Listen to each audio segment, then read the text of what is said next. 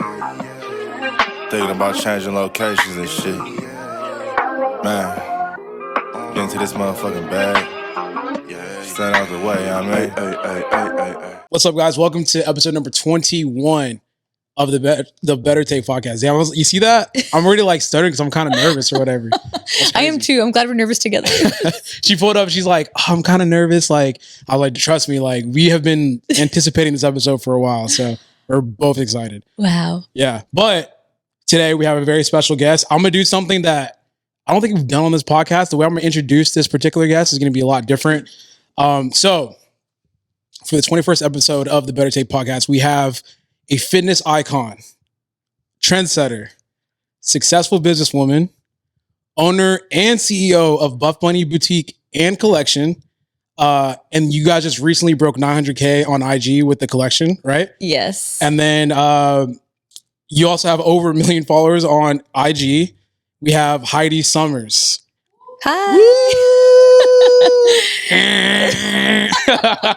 We need to get like a soundboard and like doing all that kind of like crazy that stuff. air horn thing, right? Yeah, the air horn stuff. Yeah. Well, welcome to the podcast. Thanks for having me. Yeah. I'm excited to be here. This is super dope. What an intro. I don't think anyone's ever introed me like that. Yeah. I was like looking at the list and I was like, damn, that's quite assortment of things that you have done in the fitness industry. And it's cool because you're like an OG that's still like relevant and like killing the game right now. Thank you. Yeah, you know, I love what I do. Yeah, when you think about it, there's a lot of people that like have started like in the OG era and then kind of like maybe like for other reasons just falling off or whatever, but you're still in the game doing it. So I love it. Yeah. I love what I do. And perfect timing, which is crazy. You recently just got engaged. I did. Yeah, to one of like or obviously to Christian Guzman, but like he was also just a guest here on the podcast. So how does it feel to be engaged? It feels great. It's funny because Christian was like, do you feel different? And I was like, yeah, don't you? And he's like, not really. But I think for guys, they're just kind of like, okay, it's like the same what we have been doing. Yeah. But I think for a woman, I was like, whenever you're dating someone, you're kind of like, okay, like we're dating, but there's like a cutoff, right? You're like, you want to plan for the future, but you can't really do that until, depending on who you are. I was like, I have a lot of plans that I want to do, but not till I get married.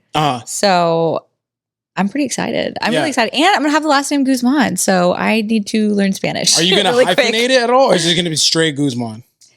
I haven't really decided. I haven't thought about it too much. Yeah. I feel like people know me as Heidi Somers. So it's going to be a little bit of a switch to do Heidi Guzman, but I love the name. So I don't know. What's so interesting is that I thought your name was Somers, like Summer. Everyone does. Yeah. And then I looked at it, I was like, no, it's it's Somers? So you say it like the season Summers. Okay. But it's spelled a little funky. Yeah. So most people either say Somers or they'll just spell my last name wrong, which I'm used to. Okay. Yeah. Cause I was like, I spelled it, like I was looking you up on IG. I mean, not looking you up, but I was like trying to find your IG and I typed in Heidi Somers and it's like, didn't really come up. And I was like, she's not coming up. She's not relevant no more. But I think that calls for a shot. Oh gosh. Yeah. You said, oh gosh, you're like, it's whiskey time. I did, but I'm not going to lie. I'm a little hungover from 2 nights ago. Oh yeah. Oh my God. We don't drink that often, but we had a lot of Crown. You still feel it a little bit? I mean, I just, I feel a little sluggish today. A little sluggish? But I'm ready. Okay. But only if the girls do it with us. Okay. You guys have to, here, let me pass. Izzy, I don't know if you want to pass this over to them. No, it smells good. No, honestly, the vanilla one's really good. Yeah, this you don't even need a chaser. This is fine. This is smooth. Yeah, you'll be fine with the vanilla. Drinks it and just like, oh. Everyone throws up on the podcast. So we were talking off camera about how like, Thank you. It feels almost like, I personally think that there's like a different drunk that comes with being drunk off of tequila or like feeling off tequila versus like maybe a dark liquor. Yeah. And you're saying something that was like super scientific and like detailed. Okay, so back in the day, I remember learning in college that different alcohols trigger different areas of your brain. So y'all gotta get in on this. So let's see. Vodka affects the frontal lobe, which is personality. And tequila is your animalistic side. Whiskey is your emotion. So that's why people are like, they drink whiskey when they're sad. But I like the taste. That makes sense because honestly, like when I drink tequila, it's not that I want to fight people. but I get a lot more aggressive than like I don't He know. gets spicy. Yeah, I guess she said you get. What'd you say? Sassy. Sassy. Yeah. Sassy Russell. It's funny because people will be calling me sassy. Like, do they really? Yeah, they do. Yeah, they say I'm like sassy and zesty. So. All right, so cheers to Heidi finally getting engaged. Yay! Hey. Cheers, y'all. Hazel, you want to try? You good? You good? Yeah, you gotta take one. I want to know everyone's thoughts. I need them to rate this flavor. Rate this flavor. So Heidi was like, I'm a whiskey girl, dark liquor. Yep. She's like, I want that Henny. Actually, I'm not really a Henny girl. You're not really a Henny girl? I'll drink Johnny Walker or Crown Royal or sometimes like a good Scotch. Good Scotch. Yeah, those are my favorites. But I feel like different people handle alcohol differently. Yeah. If you give me tequila or vodka, I'll have like 2 and I'm on the floor. I'm like, really? Yeah. Damn. But whiskey, I can, Throughout the pod. All right. Cheers, y'all. Cheers. It's good, that right? actually tastes really good. Yeah. Like, I feel like the vanilla one, it's almost like cheating. It tastes so good. Yeah, that was, damn. It's gonna be your new thing. Yeah, I'm not gonna lie. That was really smooth. Yeah. That was good. We're what do y'all think? him. Was it good? What do you rate it? 1 out of 10? I think I did it 9 out of 10. Wow. 9 out of 10? That was, bro, I don't need a chaser. That was. Whiskey girls. Yeah. I love it. Yeah. So you just got back from Egypt? Yes. How was that? It was amazing. I wanted to go ever since I was little, and Christian planned the trip like in 2020, and then COVID happened, so we couldn't go. We literally posted about it, and like 4 days later, it shut down. Everything was like shut down. I was nervous to go because I feel like when you get on TikTok, everyone kind of has different opinions on Egypt. And so I would watch all the TikToks. I'm like, am I going to be underwhelmed by the pyramids? And there's just so much. Oh, you mean like people saying that like it's not as like amazing as you think it would be? Yeah. I feel like when you get on TikTok, people are like, it's really unsafe. It's really crowded. There's tourists everywhere. It's really underwhelming.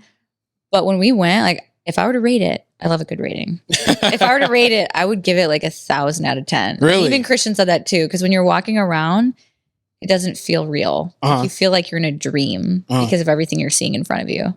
So what was the reason why you wanted to go to Egypt so bad? Because there's so many different places in the world, but you're like, Egypt is like my go-to place. I think it has to do with the mystery of it. You know, there's so many different questions on like how they design the pyramids, or they have these really cool structures. I forget what they're called, but they're like 90 feet high. And it's like how they did that back then. And if you look at the structure of the pyramids, I think, over the course of thousands and thousands of years, they say it's only sunk down like 1.5 inches. Yeah. Whereas nowadays, like the houses and the different structures they build, like they're like, oh, after like, 10 years, they go down like 5 inches, like the foundations. So it's just interesting how back then they were able to create such magnificent like temples and pyramids. And I know there's some talk about like aliens helping them. Yeah, I was going to ask you, like, do you think, because like, I've been to Egypt too. I went like when I was, I don't even remember, like 13 or something like that. What did you think of them? What would you rate them? I loved Egypt. Egypt was like really cool. Yeah. The pyramids, I'm like, how? They're so big. They're so big. Each block is like my size. Yes. So I'm thinking, I wasn't really thinking about it back then. I'm just like, wow, like people made this. I was like kind of ignorant to it. But like as I've grown up and like kind of realized, I'm like, hold on, wait a second. You're telling me people built that, like no machinery, like no they trucks, just strapped it? And do you think that aliens built it, or are you just kind of like, you don't really think too deep like that? I don't know. To be honest, I don't know. But I know not to ask the tour guide if aliens built it. Why? Because, they were like, what are you trying to say? The Egyptians back then couldn't do it on their own? I'm like, I mean, bro. I'm not saying no, but I'm not saying yes. Yeah. I don't know. It's just, I feel like the topic of aliens really interests me, especially lately.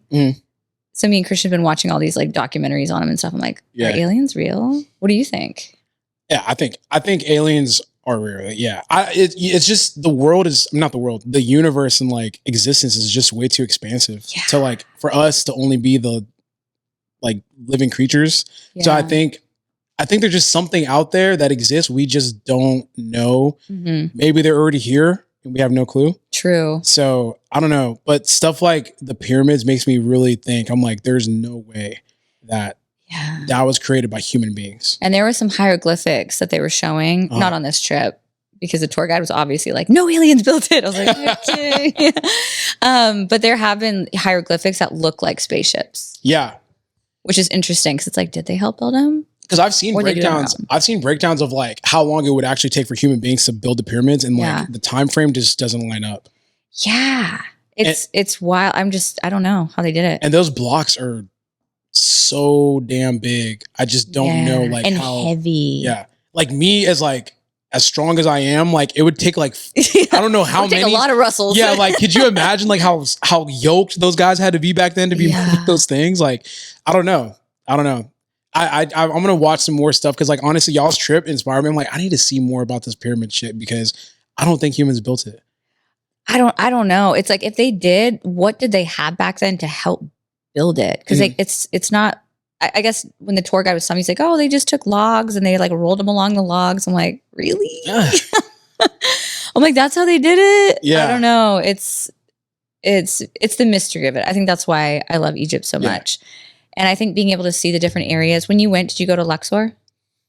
What's that? The Valley of the Kings? I think so. We went to a lot of different places. Okay, I'm inside sure the pyramids and like all that kind of stuff. Okay. And, like, I'm sure you went into like King Tut's tomb. Did you go there? I think so, yeah. Oh, you'd remember. Yeah. You get to see King Tut. He's there. Yeah, it was. I was like trying to take selfies with him. Yeah, it's so trippy. I mean, like we were doing the camelback ride stuff too, as well, like in the desert. And yeah, it's just so trippy. Like we went inside the pyramid and like saw like the tomb, like kind of like where mummies were buried and like pharaohs and all that kind of stuff. And it's just so like, I want to go back as an adult because I went as a teenager. You should definitely go back as an adult. I feel like if you go when you're little, you probably don't appreciate it as much. You're just like, oh, family trip, fun. But I think if you go back as an adult, especially like if you're studying this stuff or watch a few documentaries at least, it's very eye-opening. Yeah. Yeah. Cool. So then you got proposed to in Egypt. Yes. I was not, I mean, it's been 6 years, so I figured it would come at some point. And I think there's been a few times where like my comments will flood and everyone's like, he's going to propose to you on this trip or this trip. And I just try to like put it out of my head. I was like, when it happens, it happens. Yeah. I had a feeling it would happen in Egypt just because I've wanted to go ever since I was little. Like your dream it's trip. My dream place. But I figured if it would happen halfway through or like towards the end, but not like the very first day. So I was definitely caught off guard, definitely blacked out a little bit. Yeah. And so when I like took the blindfold off, like I was just like very focused on the pyramids. Like that is the coolest thing in, my life to see. Yeah. And so to see like the pyramids, I'm like, oh, and then I looked down, I'm like, oh shit. I think I actually said, I was like, what the? And I was going to say, what the fuck? Because I was so taken aback. I was like, the pyramids, him, the ring, it was just so much to look at that I just kind of blacked out. I don't really remember. Yeah. I think I said yes. Yeah.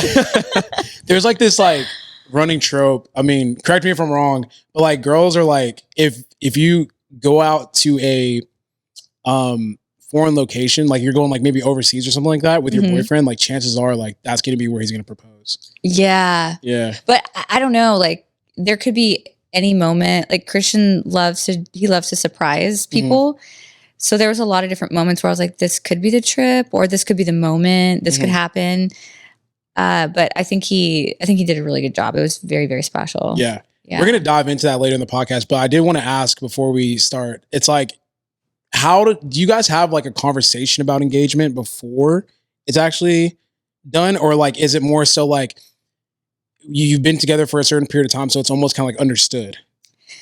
No, we definitely have conversations about it. I would say that, let's see, the first few years, both of us were on the same page. We're like, okay. Yeah. I mean, we've always been on the same page, but the first couple of years, both of us were like, okay, we're focused on our things. Like, I have a lot I want to do in my career. He had a lot he wanted to do. So we kind of had an understanding, like, let's be together. We're going to date. I also waited like 2-3 years to move to Houston. So that was like a little bit challenging because we kind of go back and forth, but I wasn't really ready to move to Houston quite yet just because I had my company and I had my employees and everything. So to uproot that, I wanted to make sure like he was like the one, which I already kind of knew, but I wanted to give myself time. I will say like the time we're like, okay, we're ready for marriage was right before Alphaland, which is funny because it was whenever he bought the trip to Egypt, he was kind of like, this is what I'm going to propose. Mhm. But we had a conversation. We were like, okay. He was like, I'm about to deep dive into building Alpha Land.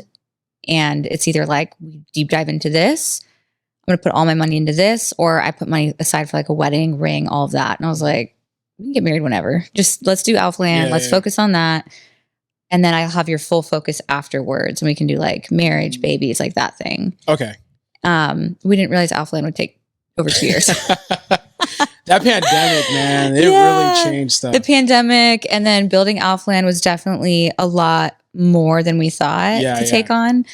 But I'm really happy with the way it worked out because I feel like we were together for a long time. He really got to like put his whole heart and soul into Alpha Land. And now he's be able to take a little baby step back and like focus like on like family and us. Yeah. So honestly, it was like, I like the pace that we did things. Yeah. Although it took him 7 summers. Isn't that like a lucky number though? It is. Yeah. Seven, that was seven like is a lucky number, Yeah, you know? And so I think that we're using that as like our wedding, like hashtag or slogan. Yeah, It's my last name. It took him 7 summers. Yeah.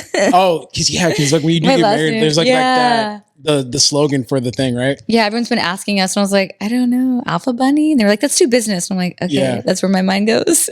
I'm trying to freestyle something right now. Maybe like. Oh, I've been deep diving. It's hard with his name. I feel like my name is easy because it's like a season, so you can do all types of things with it. Yeah. Like end of summer. There's been like a lot of things with my last name, but since we're more transitioning to Guzman, we're like, what are you getting goozed? Nah, that's don't do that. I don't know about that one. Yeah, that one's kind of sick. But like maybe cook on it for a little while tonight. Yeah. And if you think of something, I'm gonna send me just a text message. Christian one day and just be like, I've got it. no context, just like, yo, run with this. He's like, what is this? Yeah, but let's like start jumping into the actual podcast. Well, we've been podcasting for like probably like 15, 20, but I'm super excited to have you on just because like for the people listening, like I know you through Christian, but I don't like know you. So it's almost like I get to real life figure out like who you are and what makes you tick, like literally on the podcast for everyone to see. So I'm super excited about that. I love that. What makes you tick? Yeah. That's a good line. I like that. Yeah, we'll find out. But you're from Alaska, right? Yeah. So I was born and raised in a small town in Alaska called North Pole. It's a very small town. Yeah. And I've met your parents before very briefly, and it seems like you're very. My mom is a huge fan of you. Huh? Yeah, my mom met you like way back in the day, and she's like, "I met the strongest man." You probably don't remember, but she met you, and she has a picture with you. She was so excited. I remember. Oh my gosh, yeah. She was like, "Russell, the muscle man." She still talks about it. Really? Yeah. Your Yeah. mom was so nice. I remember like they came. It was like the Outfleet that was on. It was like the Outfleet before The Outfleet. old Outfleet. Yeah, Yeah. they came by and like I met them, and it seems like you're super family oriented. Yes, I'm very close with my family. I have 5 siblings and 15 nieces and nephews. What? Yeah. Damn. Are you the oldest, or like how does that? I'm number 4. Number 4? Yes. So you're almost like the baby. I'm almost a baby. Yeah. Yeah. But I'm more of like not the leader, but me and my brother, we always talk about how we're kind of the, like if shit goes down, everyone calls us. Yeah. The peacemakers. If You're you almost will. like the one that everyone gets along with in a sense, or Yeah, like the one that I very rarely like have fights with my siblings. But if they're fighting, they'll usually both come to me, and that's what my family would call me. They're like, "You're the peacemaker." Okay. Yeah. So how was growing up in Alaska? Because I don't know. I don't think I'm being honest. I don't know anybody that's from Alaska. It's definitely different. I love it when I think back of, growing up there. It is so different, I think, from the lower 48 is what we call everyone in the States. The lower 48? The lower 48. Okay. Yeah, because it's Alaska and then Canada and then the lower 48. Yeah. One of my favorite things actually when I first moved to Texas was asking people, they'd be like, "Oh, where are you from?" I was like, "Let's play a game. What's the most northern state in the US?" And all of them would get it wrong. Yeah. They'd always say Maine. They'd say Washington, and they'd never think Alaska because everyone thinks it's to the side because of the maps. It's on top, right? It's like Canada, and then it's like boom. But the way that the map has it, it's like it's kind of floating because they're like, here's the whole US, and they kind of just take out Canada. Yeah. Is it continuous US, or I'm like showing my stupidity? Is it like It's okay. I recently found out where Turkey was. Yeah. So I got is you. Is it connected land like to Yes. Okay. So technically you can drive from Alaska through Canada and then to the lower 48. Oh shit. Yeah. Damn. I mean, it's a long drive though. You don't want to do that. Yeah. Long drive. Is it Is it Antarctica or Alaska, the one where it's like you guys experience like a shit ton of daytime? It's Alaska. Alaska? I'm sure Antarctica as well. Yeah. My stupidity showing. I was like, Yeah. Antarctica's No, I mean, above. I don't think anyone lives in Antarctica, so you're good. Yeah. It's definitely depending on where you're at in Alaska. So we're central. Okay. It's 9 months of basically darkness and then 3 months of light. It's not full darkness. Like you get like, 10 minutes a day or 4 minutes a day, things like that. There's some areas in Alaska where it's 90 days of darkness. They have no light. So it's pretty rough. But so even, like when you say no light, like it's like basically like nighttime all the time. yes. So whenever it's like midnight here and it's pitch black, Yeah. that's how it is for 90 days straight. Can you imagine that? I'm just thinking in my head, like, how would that be To just never be see the chill- yeah, daylight. never see light? So were you on the side of like never see light, or were you like the side of like daytime? Or is We're it like, just- since we're central, we're a little in between. So like Christmas Day, for example, I think we have like 2 hours of daylight, but it's like 1 a.m. to 3 a.m. You don't see it. yeah. You're sleeping. Uh-huh. So really, I think growing up, it's like those winter months, you don't see a lot of light because when the light is out, it's in the middle of the night when you're sleeping. So how do I'm sorry, I'm like real life trying to figure out like how do you operate like in your daily life when like like how do you go to sleep? Shades or like in the house? I think or when something? you're from there, sorry, it kind of depends on the season of the time. It's not 1 to 3 a.m. My bad. It's was it like it's 10 to like noon when you're 10 to in noon? work, not when you're sleeping. It's when you're at work. Okay. Yeah. So if you work in an office, you really don't see it. Sorry, because you go into work and it's dark, and then you get off of work and it's dark. That's So it's yeah, kinda that's so sad. weird. I just feel like Yeah. I don't know, because I'm very like I operate off of my environment, right? So like Yeah. once the sun comes up, I'm up. Like Yeah. no matter what time it is. So I cannot sleep. Like it's weird. Like I don't really take naps like that because my body's just like the world's like on. Yeah. So if it's like dark, I would just be sleeping or like wanting to sleep. Yeah, I think when you're from there, you're not used to You're not anything used- different. yeah. So you're just like, oh, it's normal. Mhm. And so I think something that threw me off, I remember going to Arizona to visit my grandparents. And for us in the summer times, it doesn't get dark. It's light all the time. Mm. And that's where like you see darkness from like 1 to 3 a.m. Or like, like a little bit of darkness. It's more of like what is it? Like a golden hour Oh, okay. type of thing. It's a pure darkness. So I remember going to Arizona when I was little, and my mom was like laughing at all of us kids because we were like, wait, it gets dark in the summer? That's weird. Yeah. Because, at like 6 p.m., the sun would go down, and we're not used to that. We were used to, summertime, the sun is always out. Uh-huh. So if anything, the opposite threw me off. Huh. I'm just literally like I'm just thinking about what it would be like to just like be living life in darkness all the time. Does your think we're mood just used to change? it. Or like, well, you're native, but it's just I feel like if I were to insert myself, it would just be like You would not like that. it just throwed me off.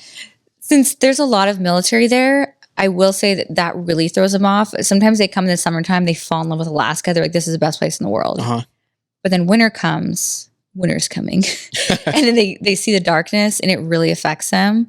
Emotionally, right? Emotionally, yeah. So it can be really hard for people's mental health. Mm. So we have what's called happy lights. Happy lights. Happy lights are something that we put like on office desks, and it gives you the feeling of sunlight. Uh-huh. I was actually showing, Hanny, right? Yes. I was showing Hanny Yeah. a happy light because he was like, what do you mean you get happy lights? I was like, yeah, they put them on their office desks or like in their homes. Uh-huh. And it like gives you the feeling of sunlight. That makes sense because I was thinking like places like Seattle, Washington, for example, like Gloomy. yeah, super gloomy, raining all the time, and they have like a pretty high like depression and suicide rate, I believe, just because like the weather. Yeah. So I'm thinking like, damn, like I can only imagine. I mean, the natives probably don't really experience it as much, but like if you, like you said, like people that are coming in, like people that are based there, I would sure like their moods and Yes. it's kind of messed up. It is really sad because mental health, it struggles a lot. Like the depression and suicide rates are really, really high in Alaska Really? just because of all the it's Yeah. a huge military. We have Air Force, Army, Navy. We have it all. We get an influx of military that come into the different cities. Uh-huh. And they struggle the most. Yeah. So it's hard because when you're native there, you're kind of used to it. Like some natives still struggle, but the influx of military can really affect them. So growing up, like who was Heidi in the household? Like, You say you were the fourth born child, right? I was the fourth child. So I was homeschooled with all my siblings. So we definitely got really close. Yeah. Are there, I mean, stupid question. Are there schools in Alaska, like high schools and all that kind of stuff? There are, but growing up, my family was super traditional, religious, like Baptist. Okay. So I actually didn't wear skirts until I was like 13, I think. Or sorry, I didn't wear pants till I was like 13, maybe 14. Because religious reasons, like they only had the girls wearing skirts. And it's funny because like fast forward to now, like what I do, I literally make pants for a living. Yeah. I make yoga pants. So yeah, I was homeschooled with my siblings. We were definitely very sheltered, very isolated. And then I went to public school when I was 15. So I begged my parents. I was like, please let me go to public school. Like I want to make friends. Like really? I was very sheltered and isolated, but I really enjoyed people. And so whenever my parents' friends would come over, I would be like so excited. And I was really close with my siblings, like always playing and whatnot. But going to public school is definitely like a really big shift because it's just like you're around so many other kids your age, which I definitely wasn't used to. I was used to being around like my parents' friends and my siblings who were mostly older than me. But yeah, that was fun. High school. Did you get bullied at all in high school? I would say a little bit. Mainly because I was dealing with some digestive issues. So when I first went to public school, the first day I was very thrown off just because I wasn't used to, I remember they brought me in, they were like, okay, here's your counselor. And I was like, there's nothing wrong with me. I don't need a counselor. And the guy just starts laughing. I was like, no, like I was homeschooled, but there's nothing wrong with me. And he's like, everybody has a counselor. I was like, okay. And then I remember the kids talking about, let's see, I think it was on the school bus. They were talking about smoking weed. They were like, oh yeah, like we smoke weed all the time. And I was like, you were like 15, right? Yeah. 14, 15? So I was like a little older, you know? And I was like, you're smoking. And growing up, I planted in the garden with my mom. So I'm thinking that they're smoking the weeds that we would pull out of the garden. And I was like, these kids are weird, man. And it was just like a lot of, I was very behind, I would say socially. Yeah. I remember like a girl coming up to me and she was like, I like your sweater. And I was like, thanks. I didn't know what to say back to her because I was like, I don't even know how to like have a conversation. Yeah. And so it's definitely a really big shift. I remember I got so nervous the first day of school that I got a fever because I was so anxious. So they sent me home like the very first day. Damn. Yes. And then, but after that, it got better. Like kids were actually really nice. Like they were really understanding. They were like, where'd you come from? Because in Alaska, like you don't have like a lot of new people unless you're military. I would imagine like everyone there, it's like. They know each other. Yeah, you know each other. And it's interesting to me because like I've met like homeschooled people. Like I remember they would like integrate into our schools. Oh yeah. And you could like spot them because like it's almost like socially awkward. Yeah, just socially awkward kind of by themselves. And it's like they just don't know how to like. There's certain things, they don't know how to talk to their kids. Yeah, they don't know how to, there's certain things that you learn like in school, like making fun of each other, but like not so much sense in a bullying sense. It's more so like a camaraderie ship type thing. Yeah, like they're joking around, like playful things like that. Yeah. So I'm interested. Is there a lot of different races in Alaska? Is it just? It is literally 99% white. Yeah. So when Christian came, he was like, "Oh," I was like, "You're like, what's the word?" Oh my gosh, I'm trying to think of the word.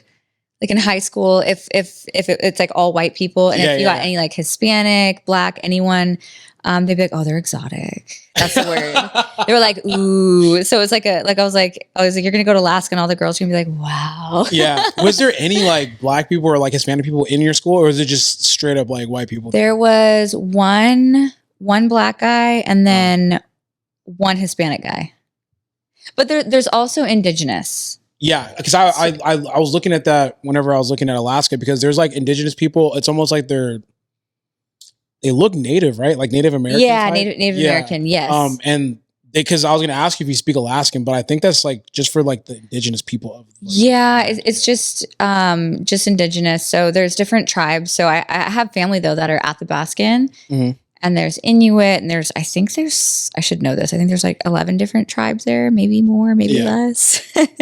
But no, I don't know any of the languages, but I'm sure my cousins do. Yeah. Can you speak? Oh, you don't know any, like you can't speak the word? No, I don't know any. I'm the same way, to be honest. Like I grew up, I'm Nigerian. So like my family speaks Tiv and all that. I can't say like. You don't know any of the words? I don't know any of the words. Dang. Yeah, they don't speak it in the house. We suck. Yeah. Were you able to, because I've funny enough, like I grew up in San Antonio, and I'm gonna ask about that later. But like am I crying? A little bit. Yeah. Yeah. Tears of joy. Yeah, tears of joy. So I grew up with a super religious, like my nanny, they're super duper religious, like very Oh, Christian, wow. and they did not allow them to watch like Lord of the Rings, Harry Potter, any of that kind Oh, of I've stuff. never seen Harry Potter. Yeah. Are you serious? Yeah.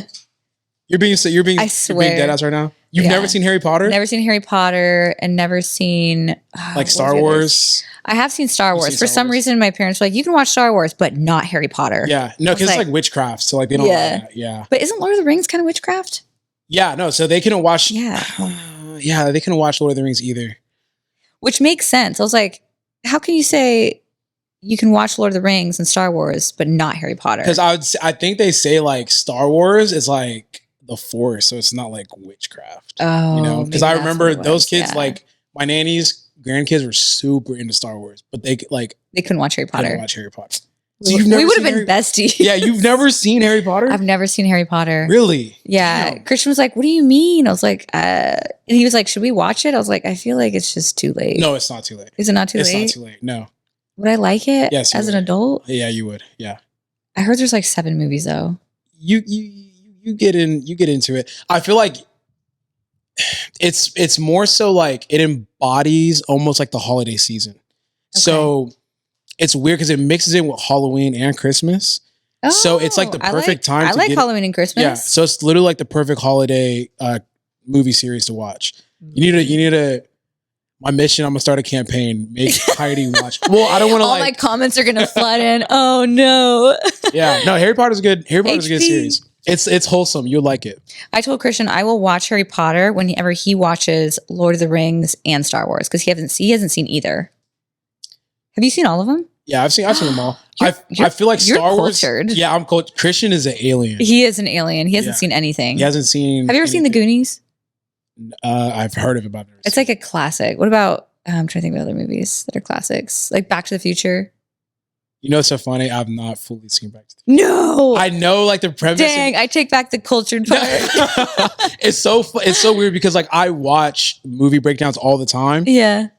and I've seen like movie breakdowns of Back to the Future and them explaining everything. I know the characters, but I've never actually seen the movie. Okay. Yeah. You got homework to do. Yeah, I'm gonna start a watch it. campaign. Yeah. I'll watch Back to the Future if you watch Harry Potter. The first one. But that's that's 8 movies that I'd have to watch. Back to the Future is like what, 2 or 3? 2. I think it's like 3. Yeah. Yeah. Yeah. No, it's 2. Because it's like Back to the Future and the Back to the Future 2, right? Is there not a third one? I thought there was a third one. Maybe not. Yeah. But going back to the Alaska stuff. So you integrated into public school when you were 15. Yes. And so it's a rough start. Obviously, first day sent home. I actually also ate lunch in the bathroom because I remember going out. There's 2 lunches. I think I had one friend. I knew one girl at the school and she was at the second lunch. I remember I had the first lunch. And I remember going out with my little sack lunch and I was like, but the tables were so close together. And I guess as homeschooled people, you don't know how to socialize. So I was like, I can't just sit right next to someone. Like I'd have to sit right next to you in order to eat my lunch. And I was like, no. So I went to the bathroom and just ate it in the stall. And I remember when Mean Girls came out, I was like, it came out like, I think a few years afterwards. And all my friends were like, that's you. And I was like, yeah. that's a great movie. It was a good movie. I was literally about to say, it remind you, like your start to high school is literally like Herb's start in Mean Girls. It was. I never became a mean girl. I was actually like, I think, what did I get in high school? Was it Miss Congeniality? Because I loved everyone. I got along with everyone over time. But let's see. I didn't get like a lot of bullying, but I remember when I was having digestive issues, I remember there were some kids calling me anorexic because I was like, I got really skinny. I lost like, I think I was like 80 some pounds. So like I lost a ton of weight. And I think some of them were like being playful, but then some of them were just kind of like mean. Yeah. And I was just like, it's fine. So like, it wasn't like hardcore bullying, but I would say like there were some days that were hard to kind of go to school because I was like kind of sad about it. Kids are wild. Kids are wild. What they call you? Anorexic? Anorexic. Jesus Yeah. Christ. What kind of do you mind me asking like what kind of digestive issues you were having? Yeah, no worries. I had a really bad gluten intolerance. So it's something that runs in my family. So I went to go see a doctor. I was like just completely sick every single day. I was like throwing up, really constipated, really bloated, all the things. And so I went to go see a doctor and he was like, okay, well, we need to do all this like testing and stuff, but we don't have like the best doctors in Alaska.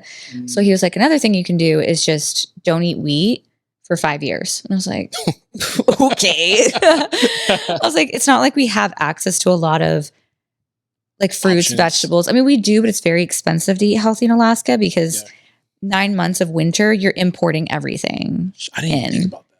Yeah. So it's very expensive for like an avocado or like an apple, things like that. But I didn't eat wheat for 5 years. And then, I felt great. And then after 5 years, I slowly started introducing it to my system again. And now I can have wheat in smaller doses. Really? Yeah. I mean, sometimes I do large doses, but like, I love donuts. So what brought you, okay, so did you go to college in Alaska? Like Yeah. What was that transition from Alaska to, I think you moved to San Antonio after, right? Yes. Okay. I so love like, San Antonio. Yeah. How was that transition? So I was when I was 21, and, or no, I guess I was 19, 20. I forget how old I was. I think I was 20. I always talked about moving to the lower 48. I was in college. I was going to University of Alaska in Fairbanks, and I wanted to go to school in the States, but it was like this like magical place where like like a lot of people would go and they would come back to Alaska because it was really hard on them. Oh, wow. Okay. Yeah, they were just like, the people are weird. It's really expensive over there. Yeah. It's a lot to digest. And so a lot of people that I knew would go to the lower 48 and then come back. But me, I was like, I feel like if I went, I wouldn't come back. Yeah. And so I would talk about going, but I would never actually make the plunge. And I remember my boss, I was a barista. So I worked at a coffee shop. And she was like, Heidi, you've been talking about going to the lower 48 for a while. You're never going to go. I was like, what? I was like, what do you mean? She's like, you're never going to go. And so it kind of pushed me to start planning for it. But again, I didn't make the plunge. And I remember there was a time where I was cheated on, crashed my car, and then I was laid off from a different job. So like I know. So I was like cheated on, laid off, and crashed my car. And I feel like that was just the moment where I just said, fuck it. I'm going to book a one-way ticket. Let's rewind. How did you know you were cheated on? How'd that come about? Like, oh my gosh, it's so no, it's okay. I will tell the story. Okay, I was about to say. So I was young and stupid. I was dating this guy, and I think we were dating for a month, right? And I remember he was a hockey player. So damn it. gosh darn those hockey players. Athletes, man. Those athletes. So we were dating for like a month, and I remember he calls me. He was like, hey, I have to tell you something. I was like, yeah. He was like, I like accidentally made out with a girl at a party last night. And I was like, oh, okay, well, we're together. And he was like, well, but like, were we together? I was young and stupid. And wait, did he ask you to be your girlfriend and everything? He technically didn't ask me, but like, you know, and like when you know, like when you're kind of like, we're only seeing each other. You know what's so crazy? I had someone say that to me one time. I'm like, how do you date someone without like, yo, you're my girlfriend, or like, I want you to be my girlfriend? Yeah. After that, it was like PTSD. Yeah. Every time I dated a guy, I was like, you have to ask. Yeah. Yeah. So I make them ask, but that's not even the worst part. So let's see. So he was just like, well, were we dating? He manipulated a little bit. And I was like, okay, fine. I'm going to forgive you. But like, we're boyfriend and girlfriend now. Okay. So no mistakes. Yeah. So literally 1 year later at the same hockey bash, I was very motivated and driven back then. Like I was working 4 jobs. So I remember I was like, I have to be at the coffee shop at 4:30 in the morning. I have to like go to work. I have to do my stuff.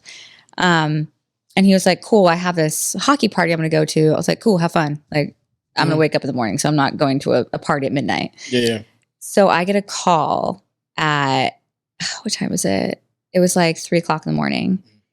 And it's his friends. They're like, hey, so-and-so's really drunk. I don't want to call him out. He goes, so-and-so's really drunk. He threw up all over himself. Can you come pick him up?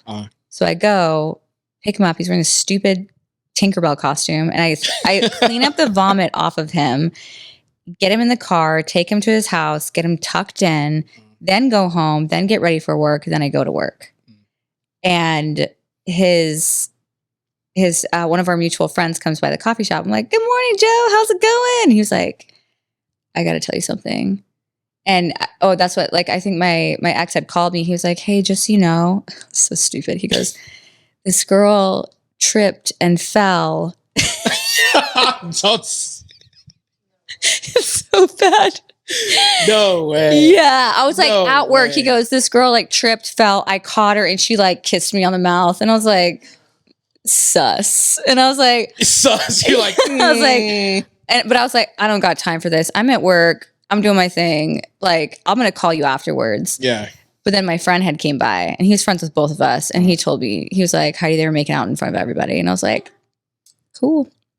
Damn. Cool. Did that even happen? She tripped and fell. You trip, fall. He was like, it was a bonfire. So she tripped on a piece of log and like fell and I caught her. And oh God, it was so embarrassing. He was trying to spit for real. Yeah. I don't know how you try and get that off. So then I waited. I was like, you know what? I waited till it was in person. And I was like, so tell me what happened. And so he tells me his side, right? Trip, fell, all that. And I was like, Oh, he stuck to that. yeah, he stuck to it. Oh, he's Yeah. sticking to it until I was like, all right, well, I had a few people call me and tell me. So, and then he just starts crying. I'm so sorry, this and that. And I was like, I'm done. Yeah. I'm so done. The worst part is I think it was like, I say like on good terms because I was like, you know what? What's done is done. Like, whatever. I don't hate you, but I'm never going to date you again. Yeah. So because we stayed, small town, we stayed like mutual friends. He accidentally told me about like 3 other girls that he cheated on me with. Well, yeah. Anyone that's going to be saying like a girl tripped and fell on my lips, like, Yeah. come on. Yeah. That guy was probably doing some wild stuff. Yeah. He's definitely doing some wild stuff. So, but I didn't even like take it to heart because I think at the time I was just like, I was so over at that point. Yeah. But it was just funny because I remember he had told me one time he was like, yeah, blah, blah, like our mutual friend Haley, blah, blah. Like I had, he was like, oh yeah, I had hooked up with her. I was like, when? He's like, January. I was like, we were literally dating. But at that point, because so much time had passed, I just started laughing. Yeah, he just started laughing. And then he just was like, there was other girls. And I was like, I appreciate you telling me. Yeah. I mean, he's more honest than some. Yeah, I mean, Yes. not when we were dating, but because we were all After the friends, and I think he knew I'd find out eventually. Because I'm a big fan of like your sins will be shouted from the rooftops. So it's like you might not find out at that moment, but you'll find out eventually. Yeah. So is that like that bad string of events? Like you got cheated on, you got in a car accident, right? Yeah, I crashed my car. I don't remember where I was going. I think I was going to a friend's house, and there was something happened with like a blowout with a fire hydrant. It blew out a bit. There's a lot of gravel roads in Alaska. Mm-hmm. So it blew out all these rocks. So I was just do and completely totaled my car. Damn. Yeah. Like what do you mean? Like it just like, so the road was made of just gravel rock and a fire hydrant had blew and the water was so strong. It made this massive hole that was probably about 5 feet deep. oh shit. And it was about 10 feet long. It was just basically a massive, biggest pothole you could think of. And then you just like, yeah, like 10 feet by 10 feet, let's say. Oh, and so I was just going and it just like, I was going like 45 miles an hour too. So it was I was going fast, you were you know, moving, like I was moving and I went whoosh, poof, and like landed. And so my whole car was completely totaled. okay, fuck, man. Yeah. And that's what pushed you out of San Antonio? It's like, all right, I'm out, or like. I think the cheating happened first, and then I had crashed my car, and then I had borrowed a friend's car for work, and I think they had sold the coffee shop I was working for to a new owner, and the new owner had like all these like rules, like he was kind of sus, and so he laid off a lot of the girls I think that worked there, and so it was just kind of like all of those events happened at the same time that I was like, I feel like this is my time to just. It's like peace, bro. Like, yeah. It's almost like these are regions that are going to push me to like a greater purpose. I'm like, maybe like I should try to take that risk now. Yeah. I was kind of like, either I, figure out what I want for my life in Alaska, or I just buy a one-way ticket and say, fuck it. So I did. So I literally bought a one-way ticket to San Antonio. Why? It was just right in the middle of the lower 48. Yeah. I was like, how do you, it's so interesting you landed on San Antonio, because San Antonio is definitely one of like the smaller cities in Texas. I think it's because when I talked to friends that Florida was so far from my family and LA was so expensive. And it was like, that's mainly where people would go and they would just come right back to Alaska. They were like, can't do LA. Yeah. I had went to San Antonio. There was a friend that I had known from school. She lived in San Antonio, but I think around the time I moved, she had moved back to Alaska because a lot of people did. Yeah. So I had visited San Antonio once, I think for like a week. And I was like, I think I liked it there. Yeah. I'll go there. It's kind of crazy because now that, I mean, I don't know how people in Alaska are, but like San Antonio, because I'm originally from San Antonio. I was born in San Antonio. I didn't know that. Yeah, I love San Antonio. Yeah, I love San Antonio too. But the people there are like amazing. Yeah. Like super nice, super chill. And it's So predominantly sweet. Hispanic. I love that too. But yeah, I love it. So it makes me wonder like how the people are in Alaska, because if people are like traveling to different locations trying to like come down to lower 48, maybe they're just going to the wrong places. Like LA, that's not like the greatest place to go. Like, don't go to LA. No. Like even people that live in America, it's like LA is very I mean, we know how LA is. Like the people there are just very different. Everything is about like who you know and who you are. Yeah, I feel like I have some good friends in LA and they're amazing, but even they say it's like LA is very what's it called? Like a trade-off. It's very transactional. Transactional. Yeah. They were like, LA is transactional. That is the word. Like, what can I benefit you from? Exactly. And I feel like San Antonio, I mean, those people are like super wholesome. Yeah. So maybe like, is there like a similarity between people in San Antonio with Alaska? I would say so. I think that moving to San Antonio, I felt very like comfortable and confident because like the people were very kind. I was definitely thrown off though by hugging.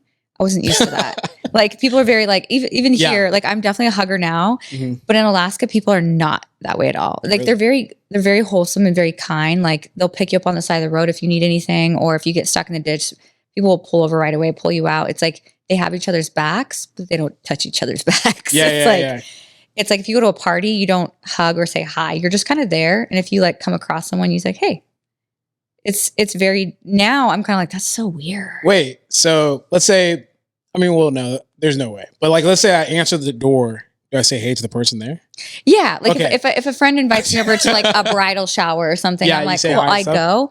But I don't introduce and say hi to everyone there. I'll just go and kind of just like be next to the people I know. Okay. And if someone comes along, you might be like, hi, I'm so-and-so, and you'll handshake, but you don't like hug each other. Okay, yeah. Because I feel like, But or even maybe- family, we do the same thing. Like if it's like everyone comes over, they don't hug each other and say hi. Like you might just, I don't know. It's very standoffish, okay, but still wholesome. that's interesting because like, I mean, obviously here, it's like Southern hospitality. It's like you see someone and like, it's almost rude to like not. Yeah. It's like if someone enters somewhere, I have to almost go say what's up. Yes. The only time I don't do this is like when I'm working out, but like for the most part, like if I see someone and like we're in the same vicinity, hey, how you doing? You know, how's it going? That kind of stuff. It's kind of like you always say hi and they're very welcoming, hugging. Yeah. So when you moved to San Antonio, like what was that transition like? Because how, like, what were your plans? Did you like go to college in San Antonio or you just moved down there and just instantly started working? Yes. So I went to University of Alaska for 2 years. And then when I moved to San Antonio, bought my one-way ticket and I was like, okay, I saved up as much money as I could. So I worked 4 jobs while I was in Alaska. I went to another coffee shop. And then I worked as, I worked at a convention center. And then I worked at a construction sign shop. So we would make stop signs, really random. And then I did construction for a dirt company. We installed septic systems for houses. Really? Like you was like in there like. Yeah. I mean, yes and no. So I drove, it was the Bobcat. So the guys would get the excavators and they would move all the dirt and dig the holes and like lay the gravel and the pipes. And then I would just kind of like. So you was whipping the like the small one, not the cool one. Although my first day on the job, they did put me in one of those just to fuck with me. And they said, drive this to North Pole. It was like, it took me like 2 hours because they're so slow. Yeah. And I think I needed a license for that. I definitely didn't. Yeah. But most of the time I was in a small Bobcat. So the guys would do all the heavy work and then I would kind of like shuffle the dirt around. Yeah. I can't even picture you doing that. Like whipping like. Just in my boots. Yeah. in my Carhartts and boots. I wish I had pictures from back then, but I mean, this was like way back in the day. And I just didn't think it was anything out of the ordinary. Not like really thinking like pictures in this moment. Yeah. I wasn't like, ooh, selfie. I was kind of like, cool, they're going to pay me $20 an hour. I'll do it. Damn, back then? Yeah. Like. That's good. Yeah, what the fuck? That's why I did it. I was like, you're going to pay me $20 an hour to do this? Yeah, $20 an hour right now in this economy is still good. Like, and before I left, they're like, we'll pay you $25 an hour if you want to get gravel certified, which is basically the gravel that you lay down for the pipes for the septic systems. You test the gravel to make sure everything can, What the fuck? melt in there. I might start working on that. I might start ripping them bobcats, man. Yeah, it was fun, but I did all 4 jobs. That way I could save up money to then come to San Antonio. Mm-hmm. And then coming to San Antonio was definitely a transition because they used to call me Bubble Girl just because people would try to hug me and I was like, whoa, like I was like, man, all these guys are hugging me. They're definitely hitting on me. Like, no, yeah, I was like, oh my gosh. I was like, these guys are very forward. And they were like, they're not hitting on you. They're just being kind. Yeah. So that was fun. Yeah. So what was your plans? Like, you were just like, I just want to come to America and like do what exactly? Like, you're just like, I just America, not America, but I'm coming to the lower 48. Like, I'm treating like you're like a Canadian or something like that. Or European. Yeah. No, a lot of people think that Alaska, they're like, wait, do you have to have a passport to live there? I'm like, no. So like when you came down, was it just like, I'm just trying to figure life out? Or is it just like, I'm going to work and be down here like in the lower 48? I think my mindset when I moved is I said, Alaska's great. I love my family, but I felt like I wanted to explore the world. Like I felt, I don't know if a calling sounds corny, but I felt like a calling to go to the lower 48 in the sense of, first of all, I love the sunshine. I wanted more sun, more opportunity. I would say if there was one word, it was more opportunity. Okay. Because Alaska, you're so isolated. You're very sheltered. You're very limited on like career, things like that. And for my family, I was like, I want to go to college. None of my siblings have been to college, and technically none of us actually. I dropped out. I don't. You dropped out. Yeah. You dropped out. Same. Cool. Hey, I love that. Hey, drop out. I'm gonna take a shot at dropouts. Cheers. Wait, this shot's for San Antonio and dropouts. There we go. Yeah. Dropping out in San Antonio. Don't drop out, but yeah. But if you do, dropouts. You'll be okay as long as you have a plan. Yeah, exactly.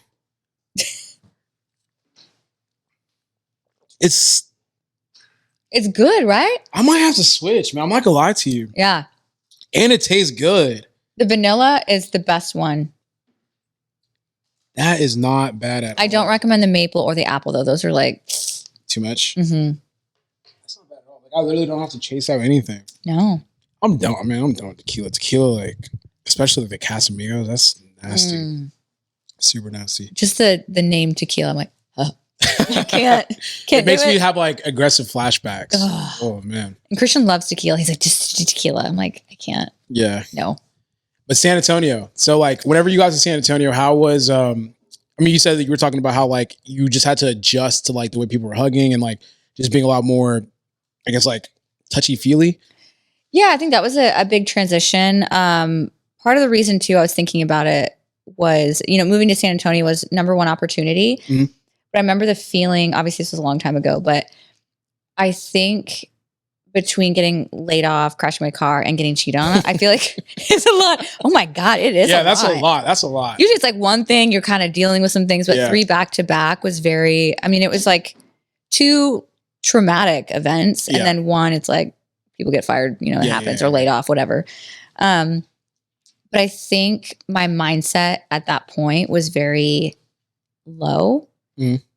I remember just kind of, I guess, falling out of love with myself. Mm. So I remember I was really hard on myself with, I think getting cheated on, whether or not like you're absolutely in love or you're not, I feel like it can really mess with your head. Yeah. So I remember back then thinking, okay, like, is there something wrong with me? Was I not beautiful enough? Was I not kind enough? Was I not pretty enough? Was I just not enough? And I think that can really affect people for a very long time. Yeah. So one thing that I did, which I don't think I've really talked about too much on social media, but after that point, I did not date and I was celibate for 3 years to the point where I think my parents, I think at one point my sisters were like, are you lesbian? After like 3 years, because they were like, oh, you dating anyone? You got a boyfriend? You dating anyone? You got a boyfriend for years. And I was like, no, nobody. Like, have you gone on a date? No, absolutely not. And Were you getting asked, or like were people like, yeah. I mean, from time to time, but for me, I told myself that I really wanted to like date myself and fall in love with myself before I felt comfortable dating someone else. Yeah. So I told myself that I would give myself a year, and it's not like I was like hoeing around or anything like that. I just want to put that out there. No. But I was like, I really want to fall in love with myself, date myself, and give myself 1 year until I would even like think of dating someone else. And really just to build back my self-confidence. Yeah. And that to me was so life-changing, because I feel like as a woman and as a guy too, sometimes we can get distracted by, dating and, talking to people or like getting entertained by someone. But for me, I was like, I am going to fully focus on school. I'm going to fully focus on work, and I'm going to focus on myself. Yeah. So after a year, at that point, I remember like my friends, because they knew what I was doing, they were like, oh, celibacy and not dating anyone. How's that going? Like, you good? And for me, I was like, honestly, I am so good at 1 year that I knew my worth. And so I didn't settle for another 2 years. I waited to date someone or be with someone until I was like, this person is good enough, if that makes sense. And not to say like I was like cocky by any means, but I was like, I have expectations. Like, I know my value and I know my worth, and I don't want to waste my time with someone that doesn't see that. Yeah. I mean, it's like, there's nothing wrong. It's like, yo, you're not worthy for this. Yeah. I love myself too much to give it up to like someone like yourself. Exactly. Like, just because like you don't respect me the same way that I respect myself. Yes. What exactly did dating yourself look like? Were there certain things that you were doing during that time period? Like maybe taking yourself on dates or...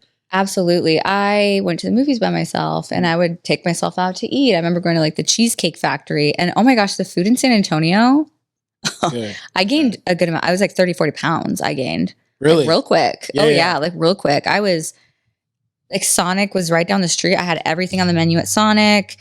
Oh wait, do they have like fast food restaurants in Alaska? Not good ones. Like do they have like McDonald's or... In North Pole, there's a McDonald's, a Taco Bell. I think there's a Wendy's, or it shut down. Not much. Yeah. Just like McDonald's pretty much, and like Taco Bell. McDonald's. Oh, love Taco Bell. Yeah. Really? You do? Yeah. You don't like Taco Bell? No. Have you had it lately? No, absolutely not.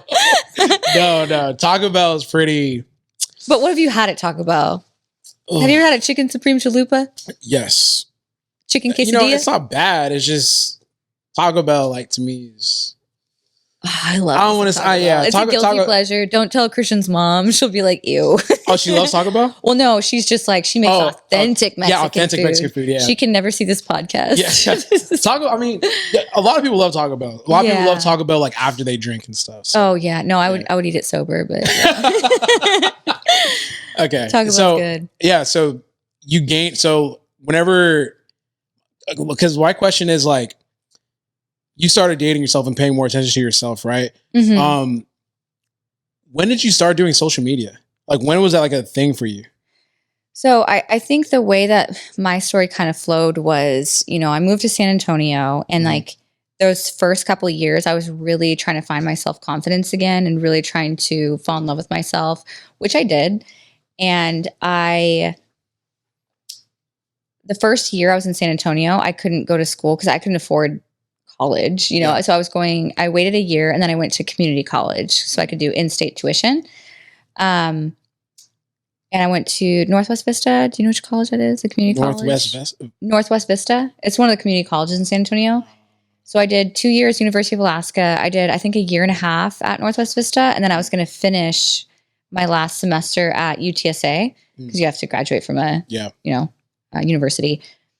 And I really enjoyed those years by myself, because I feel like dating myself, I really fully focused on school. And I was taking like 18-hour semesters while working. Jeez. I was working 3 jobs. So I worked at a Middle Eastern restaurant, a hookah lounge, for like 3 years. I loved that. That was my favorite job. Yeah. That was so much fun.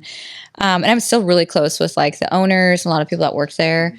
When I was in Egypt, they were so happy for me, because they were like, Heidi, that's all you talked about when you worked here. Wow. Yeah. So It's funny because they were trying to plan something for me when I was in Egypt. They're like, we want to plan like a little something fun for you and Christian, because they were so happy that I finally got to go.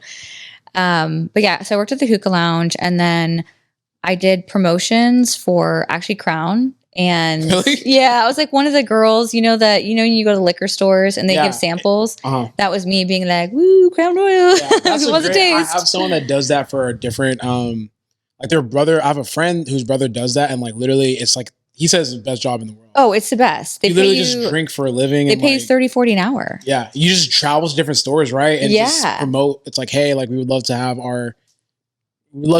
like Crown Royal in here or whatever. So yes. And they pay well, especially when you're in college, because it's on the weekend. They pay $30 to $40 an hour. You are like your own boss. You're by yourself. Yeah. I mean, you wouldn't work like multiple 8-hour days. You do like, I think it's 3.5 hours at a time. So I would try to do at least like 4 gigs during the weekend. And then I did bartending at night. Okay. So like, when did social media pop? Like, I'm not trying to figure, because you know why? Because I think for the longest time, I've just known you as Buffbunny. Like, it's just like fitness. Yeah, it's like out. So like for the people listening, it's just like for me, it's always been like Buffbunny is like the face of like women's fitness and like the fitness community. So like I'm trying to understand like the genesis of that. Like when did that begin? Like when did that start? Like what was like the thought process leading into like, okay, I'm gonna start posting myself on social media, like working out and stuff. Yeah. Let's see. So I started, obviously when I moved to San Antonio, I gained like the freshman, like 30, 40 pounds. I don't know the exact weight because I remember at one point I had gained 30 pounds. I stepped on the scale. I was like, oh my gosh. Ew. The Sonic hot dogs. I had too many. But stepping on the scale, I remember being like, whoa. And I remember going to, it was like Hollister, American Eagle. I forget. I went somewhere, and it's not that it was their fault. I just gained a lot of weight. I remember trying on shorts because it was hot as hell in San Antonio. Yeah. And I remember I was like, I had to go up a couple sizes. Like I grabbed the normal size. Yeah. But I didn't really have shorts because in Alaska, it's like you wear jeans. It's so hot. But I remember grabbing my size and I could not get them on for the life of me. So I went up a few sizes. Yeah. And I remember putting them on. I remember the moment. I have a terrible memory, but I remember looking in the mirror in the dressing room and being like, they finally fit. I finally got them on. And I remember just being like, oh my gosh, like this is not what I want. It's not only like the weight gain, but it's just how I felt as a person. I was like thinking like, I went through this trauma in Alaska. I moved here to fall in love with myself, to be more of a confident person, to really just like believe in myself and level up, if you will. And I just didn't feel that in my body. I felt very sluggish. I felt very tired. I felt just low. I wasn't feeling that leveled up, feel that I wanted. And so I remember like I had gained some more weight after that. I really don't know. Cause I threw the scale away. I was like, I'm not gonna worry about it. I'm just going to start working out. I'm going to start going to the gym to lose a couple pounds. Yeah. Some of the weight I feel like I needed to gain because, I had been dealing with those digestive issues like for a while. So when I gained the weight, I started going to the gym. Right. And I remember there was like this guy that would, he'd go to the gym with me sometimes. It was a roommate and he was like big bodybuilder, right? He's like, oh, yeah. You had a roommate your roommate was a guy? Yeah. Your roommate with a guy? Yeah.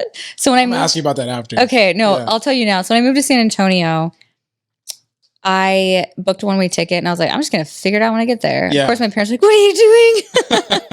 They're like, what do you mean? I was like, yeah, I didn't know where I was going to live. I didn't know what I was going to do. And I remember posting on my Facebook. I was like, moving to San Antonio in 4 months. and my friends were like, where are you going to live? I was like, I don't know. I'm going to figure it out when I get there. And they were like, you're wild. And you literally just like picked up and moved and like you weren't. Yeah. That was the plan, right? I posted this like 4 months in advance.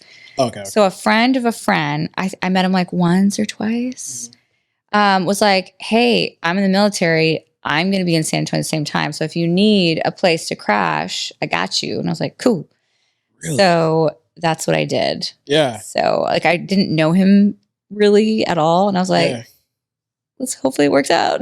Really? You're like, with your conservative family, they weren't like Oh, absolutely. Oh, okay, I was about to They were say. like, you're going to go live with a man Yeah. and you're picking up and moving to lower 48. And I remember when my dad brought me to the airport, he was like, don't talk to strangers. I looked at him and was like, Dad, everyone there is a stranger. I don't know anyone in San Antonio. Yeah. Like, there's no family. There's no friends. I'm moving in with a guy that I don't really know, Yeah. barely know.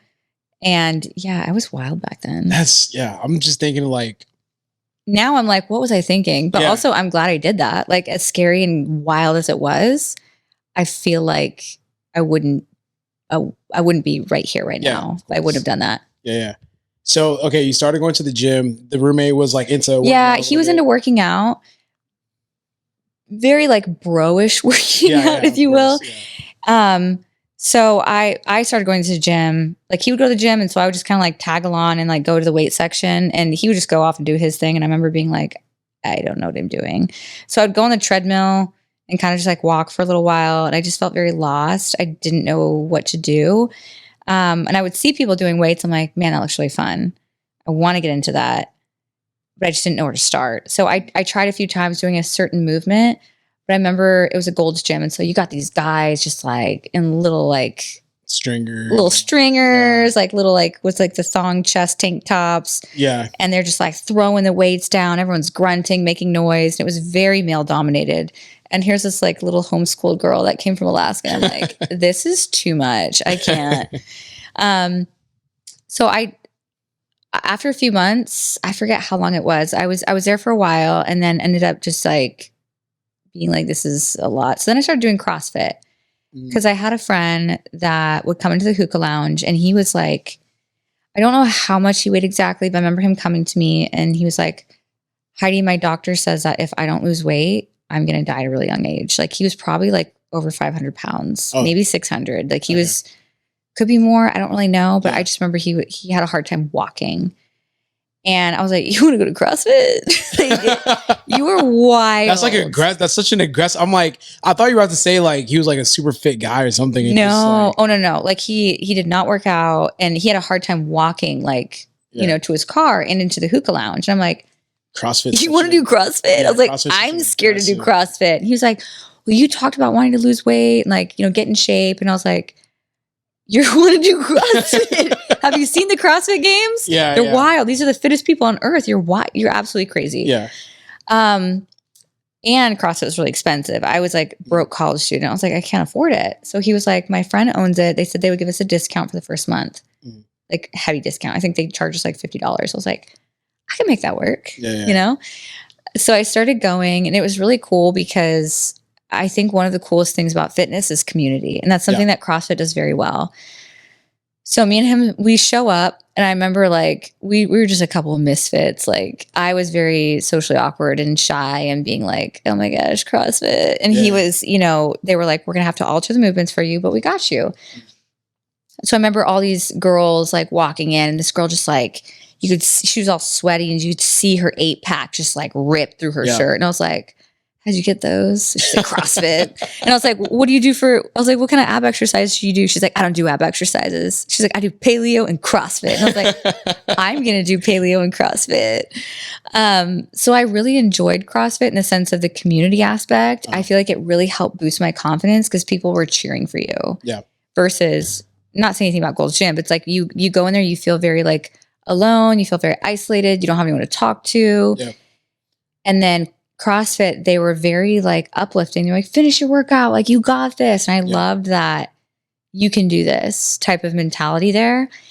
And I love the fact that Carlos went in there, my friend, and he could barely like, you know, walk. And they were like, they put like a 10 pound plate down for him. They're like, just step up on this. I mean, it was like this high, you know, but it made him feel very included. And that was something that I'll never forget because it was like, it made him feel like I'm doing CrossFit, but they had to alter everything he was doing, but they just made him feel so included. Part of the process. Yeah. Part of the family, part of the community, and included. And that was just really cool.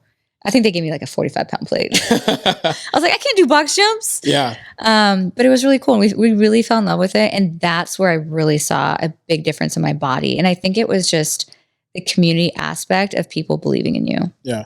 And then from there, you started just like, okay, I want to start posting on like my progress on social media. Was that like the drive, or was So after I was doing, actually, yeah, it was when I was doing CrossFit. So I was doing CrossFit with him for a while. And then after a while, I got in pretty good shape. I was like, wow, like I saw a big difference in my body very quickly.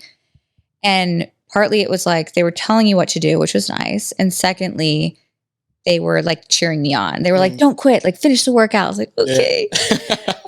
Even though I was just very, like I was going there in like my hot pink with my nails done. And I was just like, I'm ready for this. You know, all the other girls were just like, you know, just their hands were bleeding. Hands like, and I'm like going in there with my CrossFit gloves. But they just felt, they also made me feel very included. And when I started doing social media, once I felt very confident in who I was and like, you know, I was like, wow, I am so proud of like how far I've come in my like fitness journey. I realized that there wasn't a lot of people to turn to, you know, even me back then, I was like, there was like Jillian Michaels, I think. Oh shit. I remember. Yeah. Like she was on TV. Yeah. But like there were some girls on Instagram. I want to say one girl was like Bella. I forget her name. Oh my gosh. Bella Faltoni. Was that her name? I don't even know. I'm not familiar with that one. Maybe. I forget. But fitness was coming up. But it wasn't like you could like DM someone that asked them a question, right? Wait, what year was this? Like 2000, like 2014, maybe 2014, so like 10 years ago, 9 years ago, something like that. Yeah, that was like the big. That was like the beginning-ish time. It's like Bella Falcone, I think was her name. Like she was cool. She was jacked. She was just like, wow. I remember seeing her on Instagram. I was like, she's cool. But there really wasn't a lot of women, right? It's not like I could DM her. I think I tried to, but she didn't reply. It's okay. Coming for you, Bella, if that's even her name. But when I started posting on social media, at first it was just for like friends and family, you know, like on Instagram and Facebook. I was like, hey guys, I was posting things I wish I would have known when I started. So it's like, you know, when I first started, I didn't have anyone to ask questions or to turn to be like, what should I be eating? You know, because at first, when I first started working out, you know, I was doing weight training, sort of doing cardio. And in my mindset, I didn't know any better. I was like, if I'm working out, I can eat whatever I want. So then I started getting more weight because I was like, yeah, I can eat a big thing of like pasta, chicken Alfredo. I was going ham on the food because I was like, I'm working out. It's burning all these calories. I didn't know any better.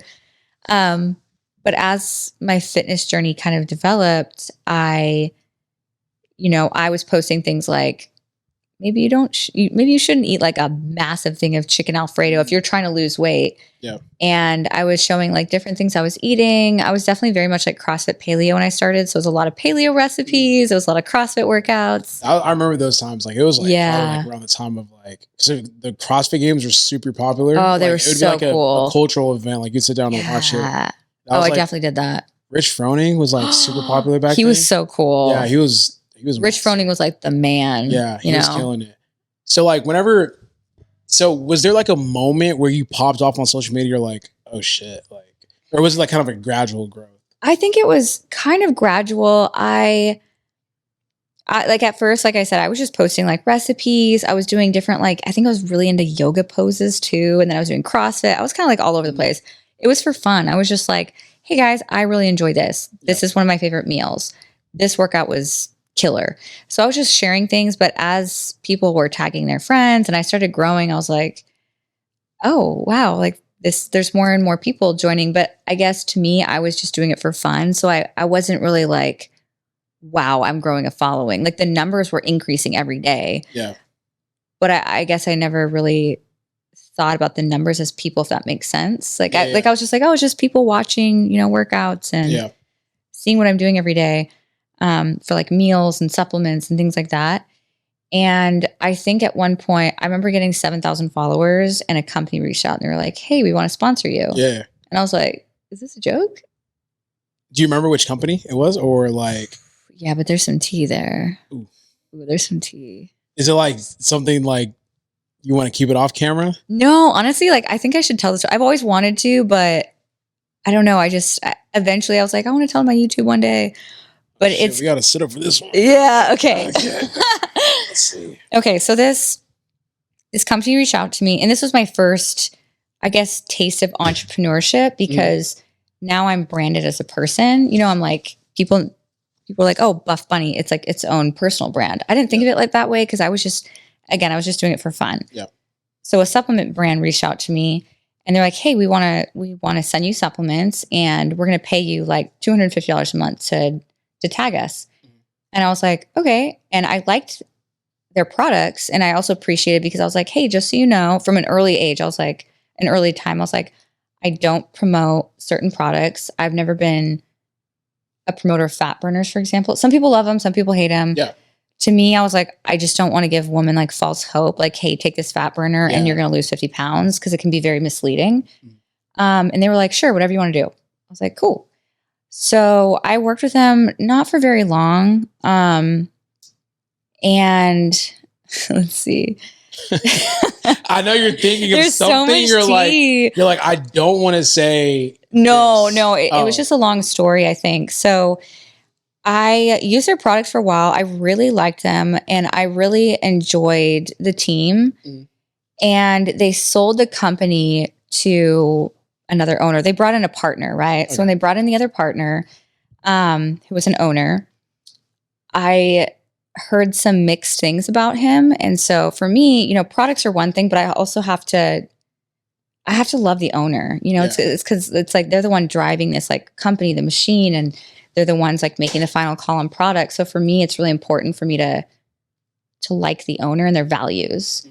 So I heard some mixed things about him, just like his view on women and like just some comments that were just inappropriate. And I was like, okay, but it was a company out of Pittsburgh. So it's not like I could like go to their office and interrogate him or anything like that. Yeah. Kind of figure out like who he was as a person. Yeah. But there's also, whenever people like gossip or say things, I always take things with a grain of salt. Yeah. Cause it's like, is it just disgruntled employees? Like you never know. Yeah. So I shelved it and I was kind of like, okay, I'm going to eventually meet them in person. So we'll see. And then I went to do my first bikini show. And I remember I was so excited. And they were like, hey, we're going to sponsor it for you. I was a broke college student. Keep in mind, I was working 4 jobs. I was doing YouTube. It might have been 3 jobs, 3 or 4 jobs. I was doing YouTube. I was in school full time. I was doing social media. I just got the sponsorship and it was a lot on my plate. Yep. But also it's like, broke college student. I couldn't afford like a bodybuilding show. I was like, it's just expensive. Yeah. I was like, the bikini. Yeah. Well, I ended up coaching myself, so it was a little bit more affordable. Yeah. But I was like, the bikini itself was like $500. Yeah. The fees to sign up. I was like, okay, this is like $1,000 to $2,000, like for everything said and done, like this, just everything. So like, don't worry, we're gonna reimburse you for it all. And I was like, okay, cool. So I remember the show came around and, you know, I sent them all the receipts and they were like, actually, we're just gonna pay for like the $100 like sign up fee. And I was like, okay. And I remember kind of, and I was kind of panicking, but I also miscommunication, things can happen. So it's not like I was that upset over that. But it was around that time that the owner had made some comments about me and it was like, just very like sexist, inappropriate comments. I think one of them was like, she's just like a Playboy model. And I was like, oh no. Oh, okay. Yeah. No. Yeah. Which, hey, whatever you want to do with your life, if you want to be a Playboy model, do your thing. But for me, I was like very proud of like the business I was creating for my own personal brand. Yeah. And really building myself up. And especially after like all the healing that I've done, I was just like, I just felt like a shift. I was like, I don't want to be with this. That doesn't align anymore. with how you view yourself. So it's like, I was like, how can you just say I'm just a Playboy model? And there was other comments too. Yeah. And then comments about the other woman. And I was just like, this is just not a company I want to be with. Yeah. So and they had owed me money too from like a few months. I think they weren't paying me like commission or like the 250. So they owed me like, I think 4 months of commission and like the salary and stuff. And so I was like, okay. But after hearing the comments about me as a person, I was like, okay, I'm done. Yeah. And I actually saw like a screenshot of it. So that's why I was like, okay, it's not gossip. This happened. So I remember writing him an email and I was like, keep the money you guys owe me. No worries. I'm done. I appreciate what y'all did for me in the past, but like I'm moving on. Mm-hmm. And they were like, no, you're not. Oh shit. So that's where things got really. It was like a contract thing where it's like, no, you're signed to us for like X amount. And they were like, we're in a verbal contract. I was like, there's no contract. They were like, oh, there was no contract. They were like, it's a verbal contract that we're doing. And so they replied back to me. They were like, no, you're still with the company for at least another year. And I was like, with no you didn't sign a contract. I never right? signed a contract. Okay. And I was like, How can that happen? So they had a contract, but I never signed it. Okay. So I think that they meant to send it to me. They just didn't get around to it. Whatever happened. So I remember being like, they were like, hey, so we're going to go to the Arnold. We need all of your information because you're going with us. Very like aggressive. And I was like, no. And this was like in 4 or 5 months, I think, from when I said, I'm not going. Right? Isn't the Arnold March? Yeah, Arnold's is typically in the March. Yeah. Okay. And I think my show was like November. So I was like, no, I'm not going. Thank you so much. I wish you well in your future endeavors. Yeah.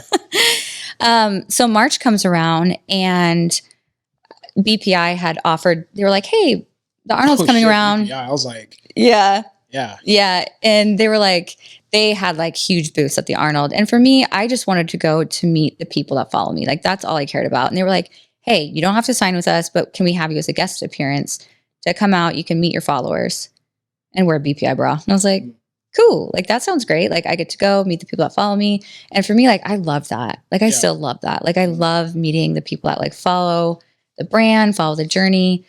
And so I went and I was promoting that I was going. I was like, hey guys, I'm going to the Arnold. I'll be at the BPI booth. So day one, I get a subpoena. Sorry, BPI does. They get a restraining order on me. What? Yeah. They got a temporary, an emergency restraining order for me not to be at the booth. What? Yeah. I didn't know that was a thing. So, yeah, okay. So there I am at dinner with the BPI team and like Hulk Hogan's there. I'm like, oh my gosh, I'm living my best Hulk life. Hogan was just there? Yeah, he was like there because they brought him out too. They brought out like a handful of people. Okay. BPI used to be fucking huge. Yeah, they I remember because I went to Expo and like, yeah, they would have like the girls in the BPI bras and stuff like that. Just like, it would just be very lively. Like, yeah, like they were doing their thing. Yeah. And I remember the owner came over to me and he was like, so you're the drama. And I was like, I'm so sorry. I was so embarrassed because it's like, I'm like, I don't even have like, I don't remember how many followers I had this time. Maybe like 50,000-ish, something like that. Yeah. Which, I mean, that's a good amount, but it's like enough for like an emergency restraining order, like relax. Yeah. And I remember just being so embarrassed, but I remember he was so kind and was like, just so you know, this is not okay what they're doing. And you need to, I hope you figure out like a way to get away from them. Yeah. But he was like, you know what? I'm going to still pay you for coming out here and doing your thing. He's like, you just can't be at the booth. Just enjoy the weekend. Hang out with your friends. That's a good guy. And I was like, actually, I'm still going to go to the expo because I promised people on social media I would be there. So instead of being at the booth, I stood on the corner of the booth. But wait, I'm so confused about the whole subpoena thing. How do you get subpoenaed off of, or how does that work? Like, so there's more. Okay. There's more. So I go both days and I go to the expo and I'm like not at the booth, but I'm around the booth. And the owner was like coming over. He was like recording me, like taking photos of me. The owner of the BPI booth? No, or the X company. Okay. They're not around anymore, but like just, I don't know. Yeah. And people, like I didn't work with them very long, so people don't even remember. But yeah, they were just taking photos and videos. I felt very uncomfortable, but I was like, you know what? Like I'm here for the people that follow me. And like, that was like my focus. Mm-hmm. So after that, I hired a lawyer I really couldn't afford. And I was like, hey man. So they jump on a call and the X company was like, well, we're in a verbal contract. And technically a verbal contract can be a thing. Oh, okay. I didn't know that. But it's like if you are like paying your employee and whatnot. So it was like a whole mix. Like they were just trying to manipulate the situation. Yeah. And so my lawyer that I had wasn't even like a business lawyer. I forget what type of lawyer he was, but he was like, okay, this is gonna be expensive. This is like a good sized company. Like, you know, they're carried in GNC. They're, you know, they're bullying you. It's a bummer. But But I was like, oh, well. So I get home after the expo and I get a knock on my door and I got a lawsuit for $100,000. What? Yeah. And I was like, excuse me? For going to the For damages for their company, for me going to and promoting another company. another company because we were in a What the verbal contract. I know. I didn't even know. I'm learning because I didn't know I didn't even know verbal contracts were a thing. I thought like you got to sign on that dotted line for it to like. You do. I mean, but you like have to weird- fight for it, right? So if they Yeah. were to continue fighting, they wouldn't have gone very far because it's like, okay, do you have a verbal agreement that lists all the things? Yeah. And they were doing all of those things. It was bullying and- because like you're a broke college student at the time, like affording a lawyer to fight that is going to like Yeah. bleed you out or whatever. Just, Oh, 100%. And I'm like, you're suing me for $100,000? I was like, you think I'm worth $100,000? So if anything, I was like, oh my gosh, You're like, I'm oh my cool. God, I made it. But also I was stressed because I was like, I don't have $100,000. Yeah. Oh yeah. I was like, at the moment I was in college trying to save up money to go to med school. And I was like, this would be very damaging to me trying to get a med school and have this lawsuit, Yeah. you know, because they look into everything when you go to med school. Yeah. So my lawyer was like, all right, let me talk to them. And this is like the most messed up thing is they were like, they knew the situation I was in. They knew I was a broke college student. And my lawyer was like, I mean, you can't really afford my fees. So they told my lawyer, they were like, if she comes back to work with us, we'll drop everything and we'll pay your fees.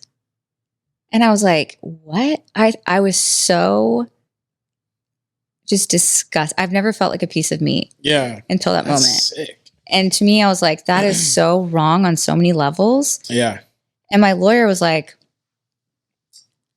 I'm not saying you should do it. It's like, but I mean, shit. He's like, I'm never going to tell you what to do, but he was like, they're going to keep fighting this because they're just disgruntled and their feelings are hurt and they're going to keep pushing for this. So I was like, I thought about it and I was like, all right. I pulled a Kim K and I told my lawyer, I was like, I'm going to do some research. Let's go ahead and shelf your services for a little while since I can't afford them.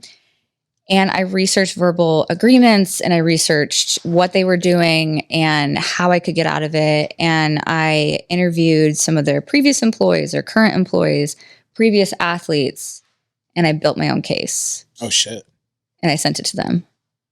And they Really? were like, we'll drop everything. Really? Yeah. Also, that's some G shit. Yeah, so honestly, I'm fucking with that. All right. That's So some G shit. yeah, I was proud of myself because, you know, it was just funny because they sent over like the settlement. So they ended up paying me. They were like, here's money we owe you. Bye. Oh, really? Yeah. And it's not even like I had anything to like ruin their company. I mean, they had good products. Mhm. It's just, I think the owner, them saying all of those inappropriate things towards women was number one. Yeah. And number two was, I was like, you know, what's to say I'm not going to go on social media and tell everyone smart. everything about what you put me through, you know? So I kind of bluffed him a little bit. Yeah. But they ended up dropping everything. So that was Because even pretty 50K cool. back then was like a lot of followers. Yeah, it definitely was. It was a lot of followers. I mean, it's a lot of followers now, but like to sue someone for $100,000. That's ridiculous. And I think the worst thing is just them trying to force me to work with them. And I remember telling my lawyer, I was like, I don't care if I am in debt for the rest of my life. I was like, take all my money. I won't go to med school, but I refuse to promote a company that I don't believe in. Yeah. And people say that on social media, but they rarely mean it. But I was Yeah, like, they don't. I had $100,000 on top of my head that Yeah. I was about to pay for paying that price. Yeah. And I was like, I will happily be in debt to not promote a brand with an owner that is sexist. Yeah, I couldn't imagine. I mean, I don't know. Like, I don't know how like athlete situations are now, but like, I couldn't imagine being strong armed into being stuck with a company. Like, I don't think companies do that now. that's not really a thing. I know, like, and Well, I mean, there could be. I'm like, I don't want to say. wait, it. have you had something happen? No, not me personally, but I Okay. heard there's a couple companies where like are you familiar with like a 360 deal or like basically like they just put you in a deal where it's like even if you want to like drop, you have to like buy yourself out. Which is like Oh, yeah, I mean it's like to me I feel like that's kind of frowned upon. I don't know. I wouldn't I've seen some contracts where it's like, yeah, like if you want to drop this company, you have to buy yourself out, basically. I feel like no one should do that. Like I'm even not as a with company, why would you want someone like someone that a doesn't disgruntled? yeah. Why would you want that? It's like oh, dating buy these someone, clothes. Yeah, it's like dating someone that doesn't really want to be with you. It's like, nah, you gotta stay. Yeah. I don't know. I'm of the mindset. It's like it should be a mutual thing. We want you here, and we want you to want to be here. Yeah. And it's like if one of the other party, like if I feel like you aren't with us anymore, then it is what it is. If you feel like you want to leave us, then more power to you. But I just couldn't buy imagine. themselves out. That is wild. Yeah, What company is that? I ain't gonna say nothing. No, I ain't gonna say tell me nothing, after. Yeah, I ain't gonna say nothing. But I've definitely seen contracts where it's like, nah, you want to leave us, you got to buy yourself out, or we're not gonna like just like let you leave. Like it's not like that. What, in the prison? Yeah, because I have it like the way that I would like to work with companies. It's like if I feel like you guys are going a different direction that I don't want to go with, then I'm free to leave. And vice versa. If you feel like I'm doing something detrimental to your company and how I'm representing it, yes, you're more than welcome to let me go as well. But strong arming individuals into staying is super. It's just nasty. The ick. It's it gives me the ick. Yeah, but that makes me tick. Yeah, but it's so weird because like that's prevalent in like other industries where it's like, yeah, I can't leave yet because like my contract isn't up. Like they're gonna strong arm me, and like there's also companies that sign like a non-compete. So it's like even if you leave, oh yeah, they can't work with anyone else. Yeah, you can't work with anyone else, which is like interesting. So like, yeah, there's people that leave now. It's like you leave one company and then you go work with another company like the next month. Yeah, but it's like literally like, nah, like if you leave us, you can't work with another company for like 6 months or whatever, which is like crazy.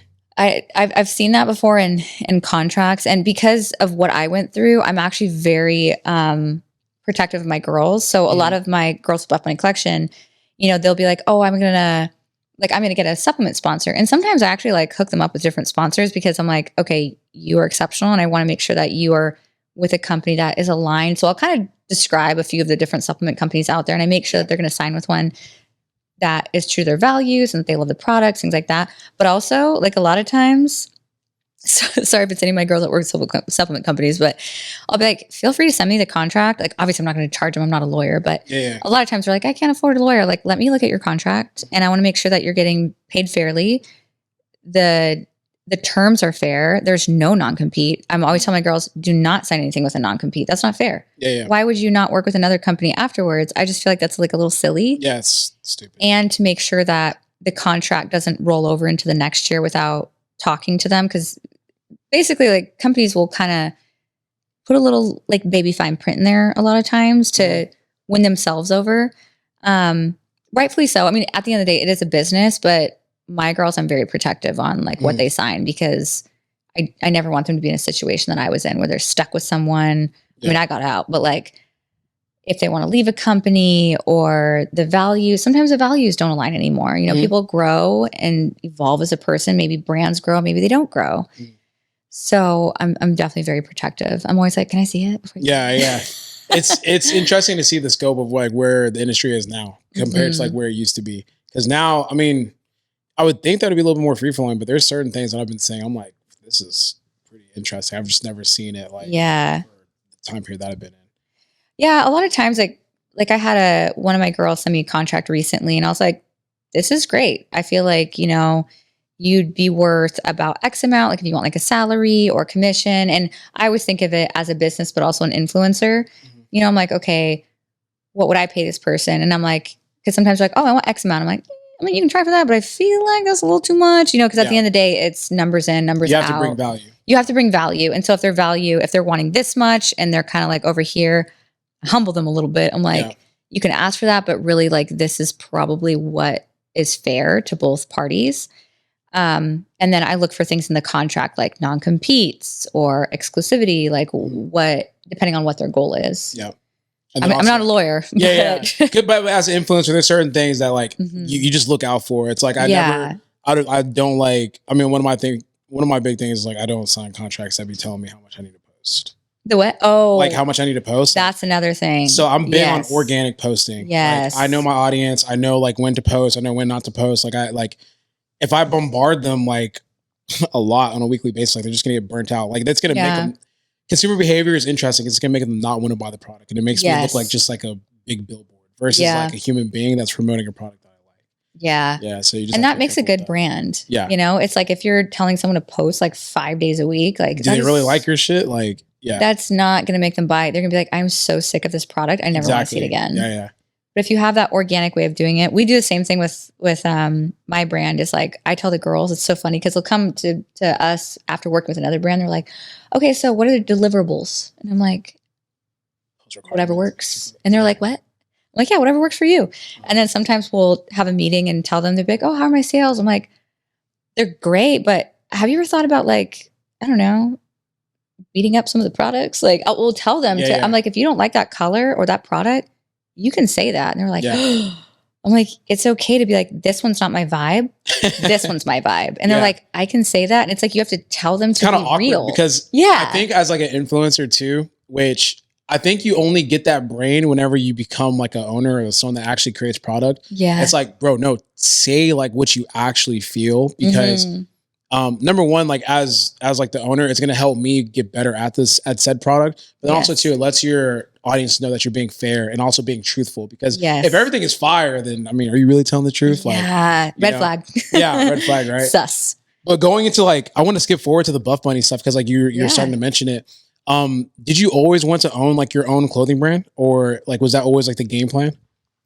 No, it's funny because when I was in college, I was studying biology. I was pre-med, wanted to go to med school. I love science and math. It makes sense because the way you describe this whole like frontal lobe with Oh, the with alcohol the thing, I was like, alcohol, how yeah. like did you like just stumble upon that? I or- think that was science of nutrition is the class that I learned that in. I can't remember which class it was, but yeah, I was a big science nerd. Okay. Like instead of being in a sorority, I was actually in the science club. Yeah. They asked me to be vice president. I said really? no. I said no. I was like, nah, that's too nerdy, but I loved it. You're like that kid in the class, like, well, actually. Yeah, I was like, actually, but I actually loved school, and I forget what my GPA. It was pretty high, like 3.9. Like I was like Sheesh.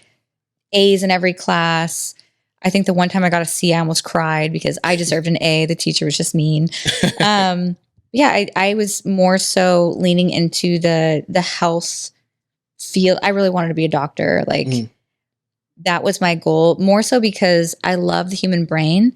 So I was really interested in neurology, and Shit, you wanted to be a neurologist? I want to be a neurosurgeon. That was like my Oh. goal. Well, And shit. so, yeah, I was like super nerd and really involved with school, science club. I worked for a homeopathic doctor, naturopathic doctor. And then I watched an open brain surgery actually. And it Oh, you was- watch? You don't get like queasy off of like all that shit? I was fine. Yeah. Really? I remember, so I had a dog in San Antonio and his name was neurotransmitter Ronvier. Was his That was whole his name? That was his name. Yeah. Yeah. That was- How did you But- refer to him? Like he had to have a nickname. Neuro. Okay. I was about to say. But everyone thought it was what they were like, Nero, the king that killed all the Christians. I was like, no. But trying to explain to someone what a neurotransmitter was, they were like, what? Yeah. So I was on a patio one day and I was like, Neuro, come here. And these doctors that were next to me were like, would you call your dog? Oh, I was like, neurotransmitter. And they were like, would you call your dog? And I was like, oh, his name's neurotransmitter Ronvier. And they were all What's the Ronvier? What's that? Ronvier. It's like the nodes of Ronvier. It's a part of a neuron. Oh, okay. That neurotransmitter is the ones that fire next to each back Okay. and forth. You Yeah. getting your background now. Yeah, okay. yeah, I see. yeah. You Nerd, really got it. Okay. Science club. So they were all neurosurgeons in their residency, and they were like, "What?" They're like, "Do you want to come see an open brain surgery?" I was like, "Do I?" What? Yeah. So they were in their residency, so they invited me. They had to get all of the write-offs or what the approvals and whatnot to have me come in there. They probably weren't supposed to do that, but they let me in. I think they just asked the neurosurgeon. They're Yeah, like, it's "Hey." can- They had a couple cases that day for surgeries, and they invited me in. And it wasn't like Grey's Anatomy where you're up here through the glass watching. Okay, I was like Oh, you were in the room? this far away. Nah. Yeah. And you was what? Like, I was watching, and I remember like what's the machine that the vice that they would put the head into? It's like they would screw it in, and they were just like Frankenstein. and I remember whenever they were taking the skull off, I'll never forget, it sounded like an egg cracking. Oh, It was wild. And you didn't like cringe, and you just like No, I was was like, just so oh interesting. my gosh. And you have to think like when doctors do surgeries, there's a lot of creativity that goes into it. And I think that was the cool part about being a surgeon is the creativity. And each doctor they do things textbook. Oh, I love House. I watched. I just watched it like, 2 days ago. Yeah, it's like you have to. He was so like the way his brain would think about certain things. Like he probably is dealing with this. Like that's what I know about him. If you like House, have you ever seen The Good Doctor? I heard of the Good Doctor. It's so good. Actually watched it. Oh, I nerd out watching that. I'm like, it's the kid with the he's autistic and he's a doctor, but he's a great doctor. But it shows the creativity that goes in his mind to like linking everything together, and like I love it because to me, that's why I wanted to be a doctor was not only to help people, but it's like the creativity of each doctor, how they do things. It was just really interesting. But yeah, I got to watch them remove a tumor from a lady's head. She was good. But I remember they were like, hey, most people out of med school after they've dissected a cadaver sometimes throw up or they faint. So just FYI, if you feel sick, raise your hand or step back. But I was like, move that dura mater. It was just so cool. I was. You didn't feel sick after? You were cool? No, I was fine. Wow. Yeah, I like went to eat lunch with everyone afterwards too. I don't know. You're kind of scaring me a little bit. Yeah, no, but there's something. So that didn't bother me. And then I worked as a surgical assistant for an implant specialist at a periodontal clinic. And so we would put implants in the mouth. And so I would actually hold back the gums and everything. So he would, the doctor would like cut into the gums. And so you'd see like implants everything. Like teeth implants. Oh, okay. Yeah, gotcha. yeah. Okay. I mean, we did other things like bone grafting and whatnot. Oh. But they'd always make fun of me because they'd be like, "Oh, I can't, put an IV in, but you can take it out. You just like pull it out." Oh, okay. But I couldn't do that. I mean, I did, but I was like, ugh. I was like, I could like. I mean, I'll watch an open brain surgery any day, but taking the needle out. Ugh. What? Really? Yeah. Something about needles. I'm the same way. I don't like needles, but I don't like any of this kind of stuff. Yeah. Like, I can't. Do you know Dr. 90210 or something like that? Or like it's like a cosmetic type of a. Oh, I've heard of it, but I haven't seen it. Like the plastic surgery one. Yeah, I can't even watch it. But it was like the only, because long story, but I'd be like Nigeria and be like one of the only channels like that would be on. So I'd watch it, but like I wasn't really watching it because I just don't like. You're like, Christian's the same way. He's like, he can't. I can't do that. I love it. Yeah. But needles creep me out. Do you have any tattoos or no? My eyebrows. What? My eyebrows are tattooed. The girls are laughing. You know what those are, right? The microbladed tattoos. Yeah. Oh, okay. I was like, yeah. And that hurt. Oh my gosh. Wait, what's microblading then? I mean, it's basically just like a tattoo, but it's eyebrows that they tattoo on. So you don't have to do your makeup as much in the morning. It's faster. I'm going to research this after we finish because I have no clue. I thought microblading was like just the way that they give your eyebrows an edge up. I think it is because they tattoo it, but they microblade it. Like it is a blade. Like it's a certain type of, they microblade the tattoo in there. So I think the microblade they use for edging up the edges when you get your hair done, right? Yeah. But they also like dip it in the ink and then they like cut into your skin. I honestly didn't think that's what it was. That's crazy. So like your eyebrows are tattooed on. So when people ask me if I had tattoos, I'm like, yeah, I got 2 right here. I feel like though, with the Buffbunny stuff, so like how did that come about? Like because when I look at it, I think I remember when it came about. Was it like, it was before you started dating Christian or was it? Yeah. It was before, right? Yeah. So with apparel, growing up, my parents were like, I always need to do something with fashion because I was the person that would like cut my jeans in half and then like do the safety pins to put them back on, or I'd have a long sleeve shirt and I would just like cut it and like fray the edges. And I was always experimenting with clothes because I enjoyed it. I love expressing myself, expressing my personality with clothing that I would wear. But I never saw myself as like a fashion designer or creating clothes for a living or anything like that. I was very much like, I love science and I love math. Like that was what I love the most. And so to go into fashion designing, I mean, you do use a lot of math. Yeah, I was going to say that. Like, you do. Yes. Especially when it comes to grading between sizes. Oh my gosh, it's a whole other thing. So when I was in school and then I, transitioned to doing social media, started getting a following, everyone was like, you should do t-shirts, like everyone would do merch when they were a YouTuber or did Instagram. And I was like, if I'm going to do merch, I'm going to do it like good merch. Because I would see some of the other people, not throwing shade, but I would see some of the other people doing it. I was like, God, that's terrible. And I was like, I don't want to be that person that sells it just to sell it. I want to sell it and be quality, and the girls like to wear it. Mm. So I started doing blanks, and it's funny because that's like so in right now. But at the time, it was like sort of in, and everyone wanted clothing, and now it's like it's almost like you get a mix of everything. What do you mean now. by blanks?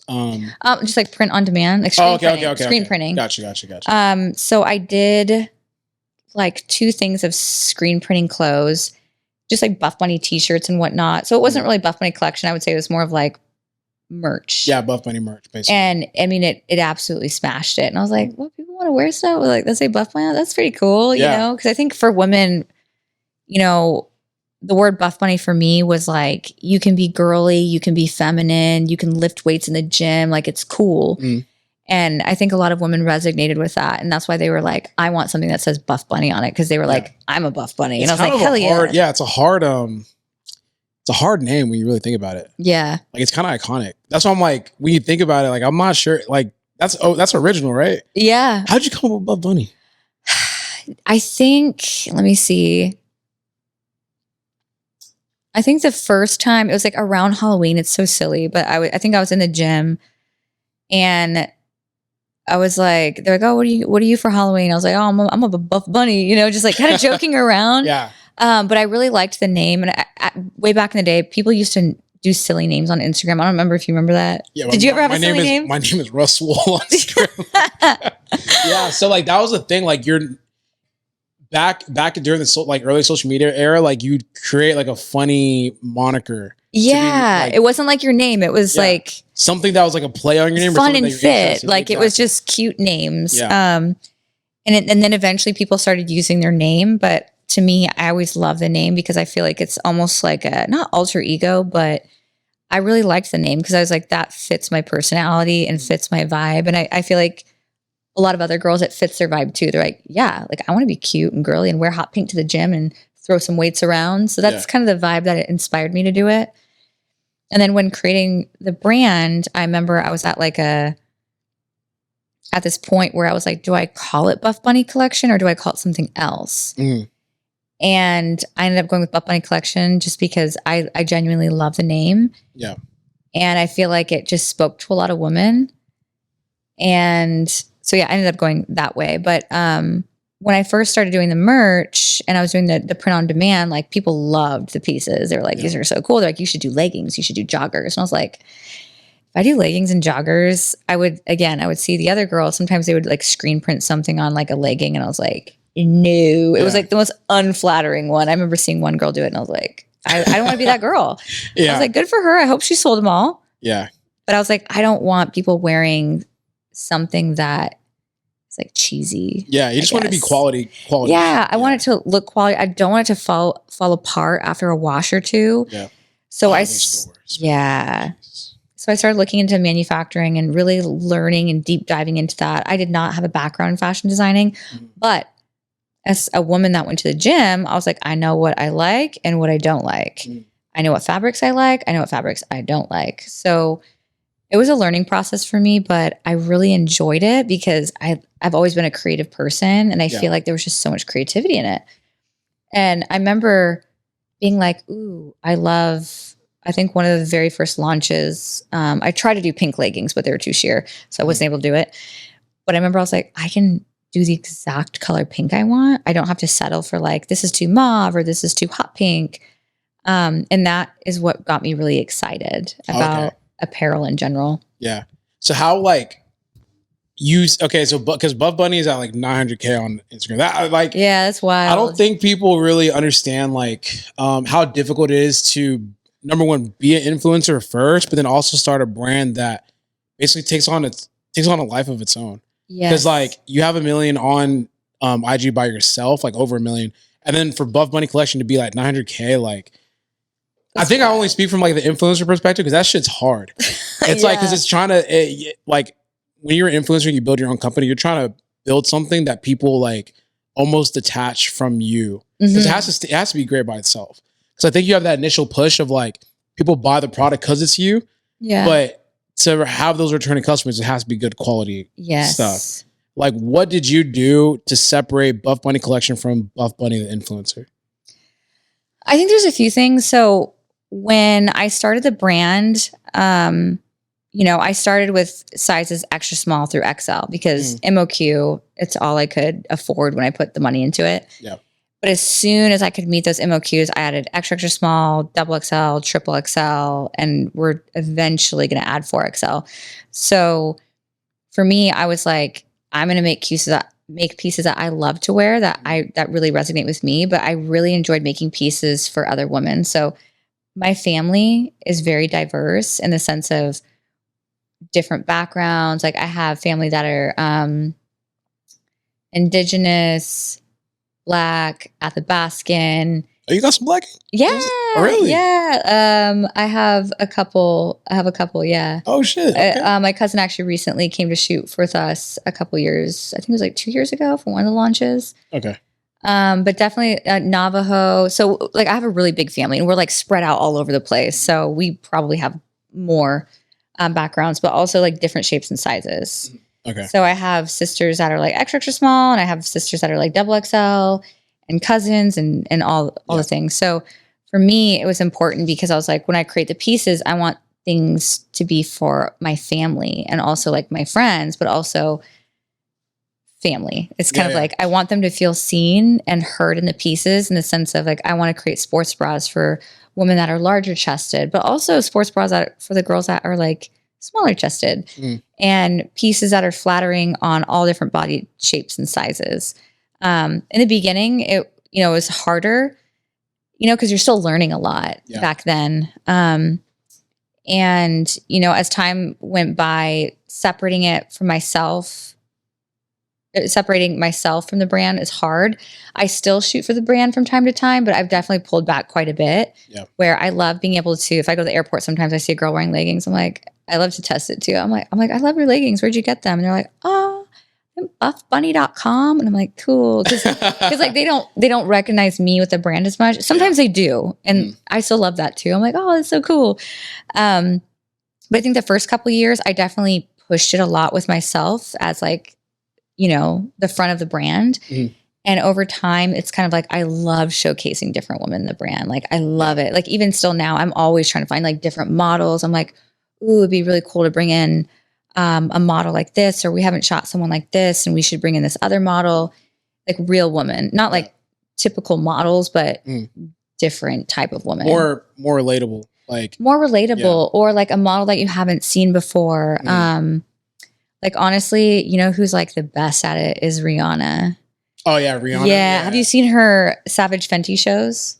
I have not. Oh. But I could only imagine. She's goals for me. She is so good at like picking models that are just like inclusive, diverse. There was this one time she like picked out this bigger guy for like the men Fenty stuff. Yeah, she's like one of the first people to do it too. Yeah, like he was like a bigger guy and like all the women were like, yes, like we need bigger kings out here. Like, all that kind of stuff. It was like a big king. Yeah. I was gonna ask you because you were actually one of the first fitness brands, and I don't know if you remember, but I think I DM'd you about it.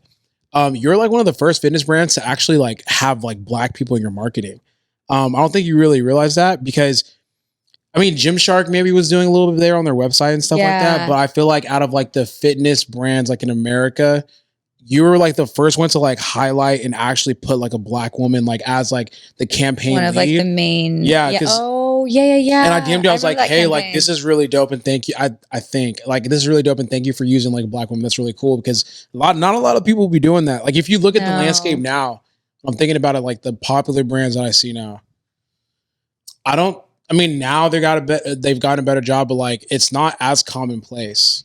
It's not, but I think it's like they're making strides, especially in the fitness industry. They're trying, a little bit. They're trying, but yeah, that was something that, and I love that more people are trying, but it was something that I've always done just because I genuinely like, I guess it's just like my family's very diverse and like I always want my family to see themselves like on the website.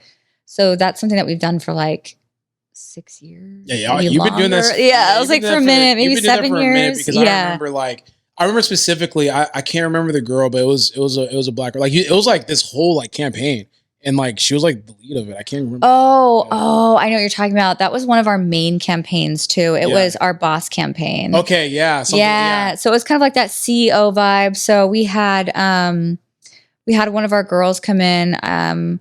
She was from Dallas. Her name's Nikki. She's so cool. I still look at her sometimes on Instagram, like, dude, her legs. I remember I worked out with her too. I was like, hey, how many squats I got to do to get those legs? She's like, you got to do a lot of squats and you got to eat a lot. And I was like, damn. But yeah, we brought her in, Nikki Robinson. So we did it was like a CEO boss girl vibe. So I storyboarded it to where I think it was like her early in the morning at the gym, kind of showing like, okay, in the morning, she went to go work out. She was doing, I think, weightlifting. She did some cool boxing. She doesn't actually know how to box. We had someone come in to show her the proper form.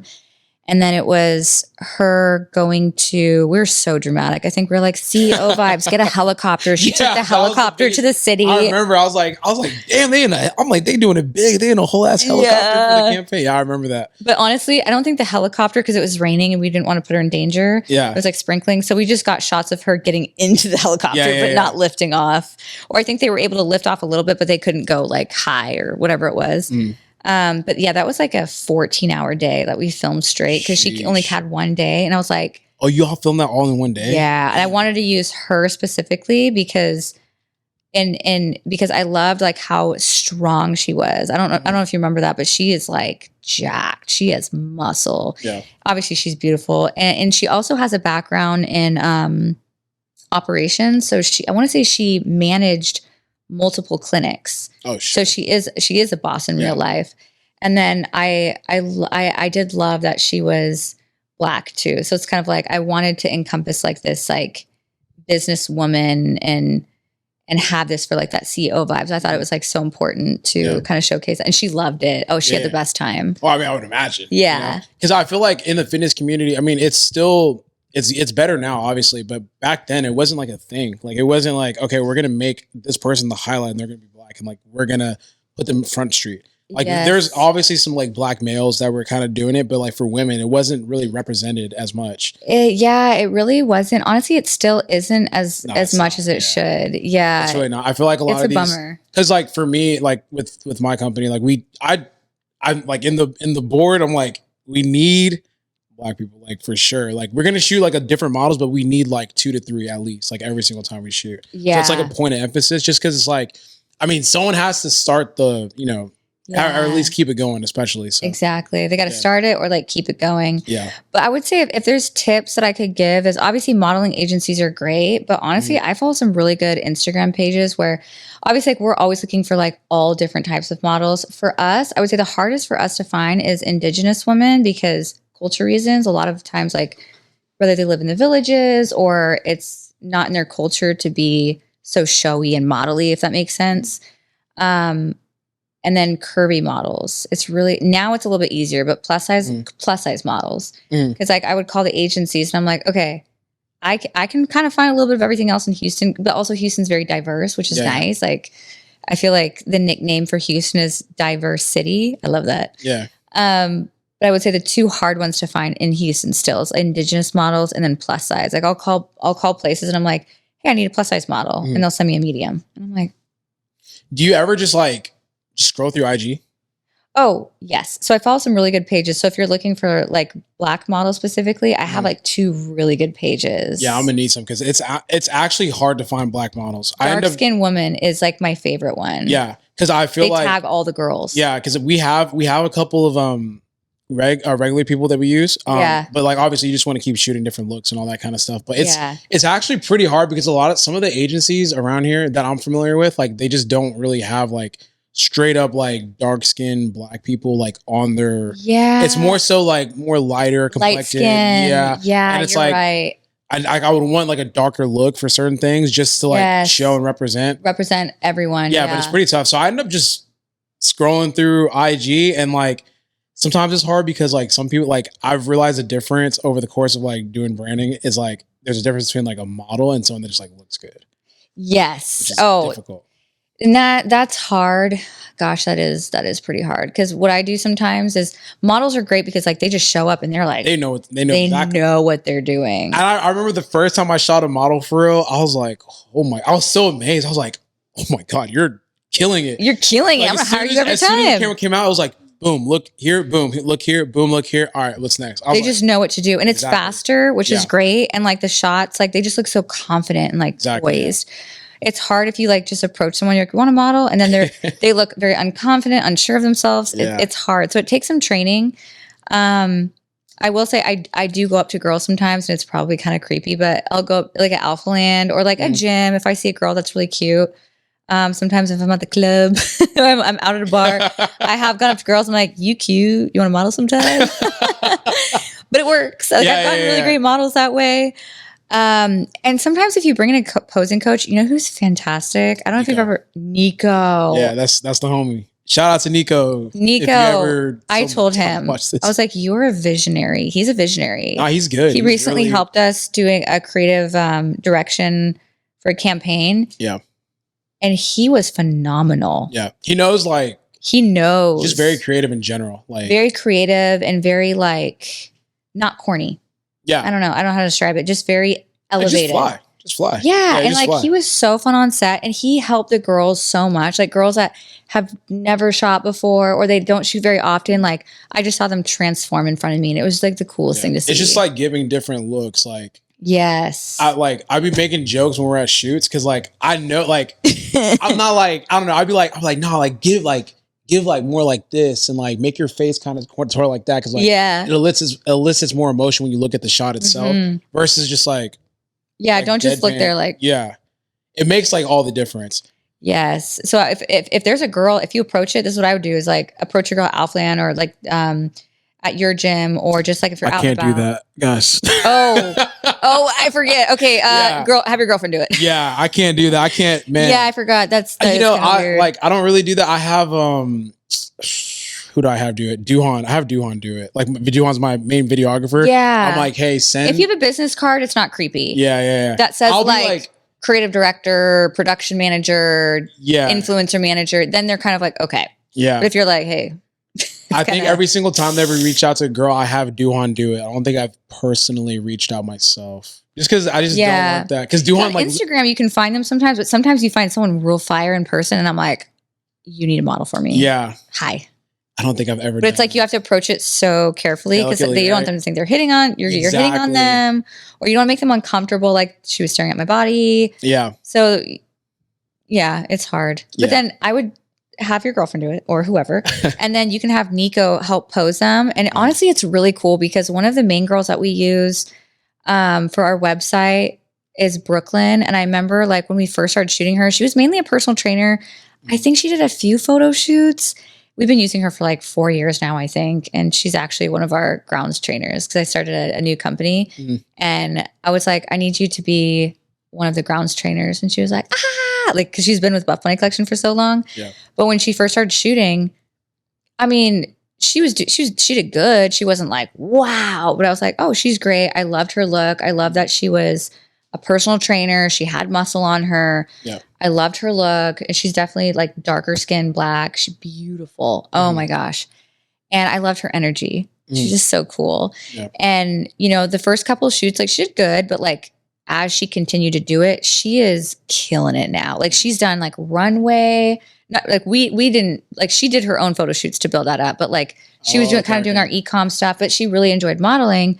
So eventually she stopped doing personal training and she started shooting with all these other photographers. She really put a lot of time and energy into her own personal brand because she enjoyed shooting. Yeah. And now she did like a very tasteful, beautiful like Playboy cover or like spread somewhere, something in there. No, Playboy very is elegant. making a resurgence. They are. Really They're not trying. like, I feel like back in the day, they're kind of like raunchy. Maybe. Yeah. Now they're kind of really leaning into that, empowering like your body, things like that, showing like moms, women of different sizes, back. Like I love it. Yeah. I'm kind of like, okay.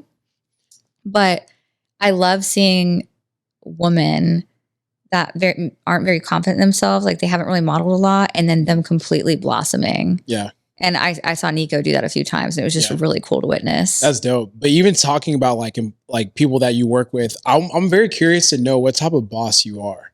Like, because I think like I see you as like a very chill, like on your social media, very like just bubbly and stuff. How would you describe yourself as a boss? I would say I have a good balance. So I definitely believe in like having a good work environment. So things that we do for our team is like we have work from home Fridays. Like every Friday, I'm like, okay, everyone just don't even come to the office. So it's 4-day work weeks, and then eventually I want to have it to where they don't have to come in 4 days a week. That's like long-term goals. I feel like as a boss, like I definitely want to have an environment where everyone loves to be there. They love to work together. Yeah. And they enjoy what they do. Like they're very passionate about like what they're doing. I feel like you can see it in people's work if they don't really love the brand or the mission, or like sometimes people are like, oh, I just do this because I've always done it. And I'm like, but are you passionate about it? And we're very particular whenever we're hiring people. We have a 3-step hiring process, and we always make people do a project, and that is game changing. If you guys don't do that, so because some people interview well because they're good at bullshitting. Yeah. Some people don't interview well, but they're exceptional. And so I've seen that a few times where maybe someone doesn't interview very well, but their work is really good. And so we heavily hire off of the project that they turn in. So like, what's the 3-step process though? Like, is it just like interview and then? So we do, we pull all the best resumes that we like, and we're like, cool. And my operations director will do the first interview. And so she'll interview them. And then the people that make it to the next round, she said, cool, here's a project that you're going to do. So that's the next step. Okay. And then she kind of dwindles it down. And then if it's like top 2 or 3, then I do the final interview. Okay. If it's like a higher level position. Yeah. And then I'm like, perfect. I like them. But I heavily look at the project. Oh, that's interesting. I've never, my shit's just, I interview and it's like, if you pass, all right. Yeah. Yeah. It used to be, so like, it's interesting because for Better, it was more like me direct. And then for the gym, it was like a 2-step process. So my general manager would interview and then she's like, I really like this person. And then I come in and it's like, okay, like now you're getting interviewed by me and the general manager. Yeah. So like, it's like almost like a cross interrogation type thing. But then I'm like, yeah, I like this person. Or it's like kind of sketch, like whatever. Yeah. And it's hard when it comes to hiring people, it's really, really hard because the things that people put on their resumes now, like you never know, like, did they actually do that? It's like, do you actually call the numbers on there? Like, no. Yeah. So that's why for me, I have to see a project because people will be like, oh, I've done this. And they actually didn't. Yeah. Did you really do it? Yeah. And so you might halfway help with something and then you just put it on your resume because it looks good. Exactly. So I remember I was hiring for creative director, and we have him now. He's so good. He's exceptional. And that was a hard one for me because I've been the creative director for like 7 years since the brand started. And so that was like my baby. And so to hire for that one was interesting because we interviewed tons of people. Oh my gosh. And people will be like, oh, like this one guy, I remember my operations director was so excited, right? She's like, oh my gosh, he worked with Beyonce. And I'm like, really? And so I was like, he was so sweet too, like the nicest guy, but I'm really good at reading people. It's one of my strengths. Like I can usually tell if someone's bullshitting or not. And I was like, so Beyonce, like, wow. Yeah. He was like, yeah. And he made it sound like it was his production to my operations director. But whenever I was interviewing him, I realized that like he worked at a studio and the company rented it from him and he was there when they were shooting it. He didn't shoot it. He didn't creative direct it. And I was like, nice guy. Yeah. Project was good. But I was like, I don't, when people try to lean in too much where they're like lying a little bit too much, or like the case of like them lying or very much exaggerating, I'm like, I don't know. It makes me feel uncomfortable. No, for sure. I mean, that's sketchy. So I'm like, it's like a popular thing now on social media to like brag about how you lie. Like I literally saw a tweet the other day where it's like, or would you call it like an X? I don't know. I saw an X. Oh yeah. I forget X. Yeah. But I saw, it's always gonna be Twitter for me. Yeah. But I saw a tweet and it's like, yo, my girl just lied on her resume and got a 6-figure job. Like y'all need to start bullshitting more. I'm like, damn, like, I don't know. I'm scared nowadays because like people fill the fuck out of their resume. And I'm just like, Yeah. how much of this did you actually do? Or like, did you even do this? Like, it's Yeah. kind of scary. And I mean, sometimes that happens though, right? Sometimes they get the job, but how long will they last? Exactly. And so that's what happened to like companies that I know of, like friends or like even myself, where sometimes I'm like, oh, they didn't actually do what they were saying. And you don't end up lasting. And then it's hard because you're like, you kind of lied on your resume. And so whenever they start doing the job, but that's why I always have people do a project. So I've been doing that for a few years That's now. actually a good ass idea because I feel like having them like do a project to earn their position or like just seeing what they actually do Yes. make a big difference versus like you hire them for real, then you start paying them for real, and then it's like, okay, like let's do like actual project, and you're just like, this And- quality of work. Yes. You know? And you'd be surprised by some people. So the creative director I hired, for example, you know, getting the project, I had a whole variety of projects that came in, right? And for that one, I was just like, hey, what do you think a cool collection name would be? How would you want to photograph it? And what video would you want to do with it? Like, don't do something crazy. You don't have to like create a whole treatment plan or anything like that, but just throw some ideas around. I just want to see like what's in your brain. Yeah.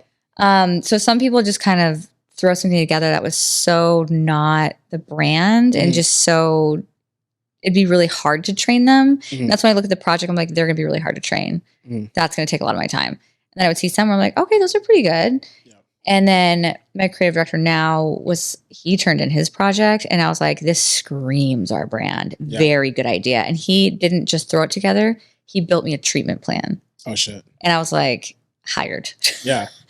And for me, that just showed like, and I asked him too in the interview when I talked to him, I was like, you did a whole treatment plan. You know, you didn't have to do that, right? He was like, yeah, I know I didn't have to do that. But once I started putting the ideas down, they just started flowing and I really love it. And then like my wife started getting in there and like, Oh, that's dope. to me, I was like, they didn't do it because they had to. They did it because he genuinely enjoyed it, which to me shows passion and the creativity of it. And it was a really good idea to where I think we're actually ended up doing that idea later on. Yeah. So I can't say what it was. Yeah, that's dope. I feel like the best type of employees are the ones that like are actually passionate about it. Like it's Yeah. not something that they're just trying to like, it's like not like a period of time for them where it's just like, we're just trying to get a check. It's more so Yes. like, I genuinely love to do this. Yes. Yeah. And it's like when they're so proud that they just like, they love the craft. Like they don't even care about like the title or like about anything or recognition. They're just like, I just love what I do. Because I also have my creative director for my Grounds Fitness app. And I remember he stepped in to help me with Buffbunny Collection for a collection. He killed it. Because I was just like, I need help. I have a lot going on. Yeah. And I remember like the video that we did, he was about to drop because we went out of budget. We went way out of budget. Yeah, oopsies. And I remember he was trying to spend $7,000 of his own money to do some sound design on it. Something that was like so unnecessary. Yeah. And I was like, what? And he was like, and he doesn't even do social media. It's not like he was like wanting to like be like, this is what I've done or whatever, right? He wanted to spend it to make the project better for his own self because he was like, but it would make it better. I want to spend this to do that. I didn't let him do it. Of course, I like paid for it. But I was like, to me, that just shows that like they're so passionate. They love what they do and they want to like level up to just make a beautiful project. That's so crazy. Yeah, spending 7 bands. I was like, you're about to drop. That's a Cartier bracelet. You wild. So I have a question for you. So like if you had a difficult employee or like maybe like an issue with an employee, how would you handle that situation? So when it comes to our employees, I don't do a lot of the HR of it. I have my operations director who she kind of keeps report cards, if you will. Not report cards, it's KPI. So she's kind of like, hey, here's your numbers. And if they're not doing the numbers, she'll kind of bring them in. For me, like culture is very important. Like obviously I work with all women, you know, it can be crazy, but luckily like our girls they get along very well. Actually, we have 2 guys in the office now. I'm very proud. Really? Yes, I'm very proud. This is a little bit more balanced now. But for me, it's really important how they treat each other. It's like, you need to be kind. I don't want like negativity in there, toxicness, gossiping. Cause I'm a big believer in like one bad apple can like rot the other fruit or just one bad apple can fuck up the other one. I was watching a video the other day. This girl was like, I get rid of negative. If I have an employee that's very negative and complaining, she's got to go quick because I don't want her to ruin my good girls or my good kids is like the way that she was describing it. And I was like, I loved her analogy, however she said it. Misery loves company for sure. Huh? Misery loves company. Yeah. Cause like if one's kind of negative, it can kind of start breeding into the other ones. And it's really important. It's like, if you have, if you have people that like love what they do and they're excited, to have someone that's like negative can like dim their light. It messes it up. So, for me, like, I'm at the point where I don't care how good you are at what you do or this or that. Like I need good culture for my team. And also like they have to be good at what they do. So it's like finding those people that are good at what they do and they're very positive and uplifting for the whole team is really important. But I would say, you know, I usually like if someone's kind of negative or whatever, sometimes it's something they're going through. So my manager or like my leaders, like directors will kind of like, they're kind of responsible for their departments. Cause like I'm only one person. I can't talk to everyone on the team. So my directors will kind of be that person for their team. Like, hey, are you okay? Like what's going on? It's not like you're not doing your job. You suck. It's like, hey, I know your numbers aren't meeting the numbers that they should be. Like, is everything going on? Like our favorite word is like, how can we support you? So that's what we say in our team. Like, hey, is there something that we can help with? How can we support you to reach those numbers? Sometimes maybe they're too afraid to ask for help. Maybe their department like really needs help some way. And then sometimes they're going through something personally, you know, and you're kind of like, do you need a day off? Do you need a week? What do you need? Like, how can we support you is basically how it goes. Have you ever had like someone that's just like, yeah, this person, it's not, there's no saving this guy in this situation. It's just. I mean, we've had that. I mean, I've had the company for 7 years. So I feel like, there's been some times where maybe someone doesn't meet the culture, I would say. Maybe like they're doing their job, but they're not like, they don't fit into the company culture. And that can be a bummer because you're kind of like, you know. Have you ever had to like directly fire someone? One person. And I'll never do it again. And so that's why I realized that like I can make some bomb ass leggings. I can make a great sports bra. I can create magic on production and, you know, film days. But when it comes to firing people, no, that won't be me. Cause I did it one time and it was the hardest thing I've ever done. And I was like, I don't want to do that again. So now I know my strengths. I know my weaknesses. My weakness is not being able to fire people. And, you know, making sure that they're meeting their numbers. I'm like, I have someone for that because I was like, I just want everyone to love each other and do a good job.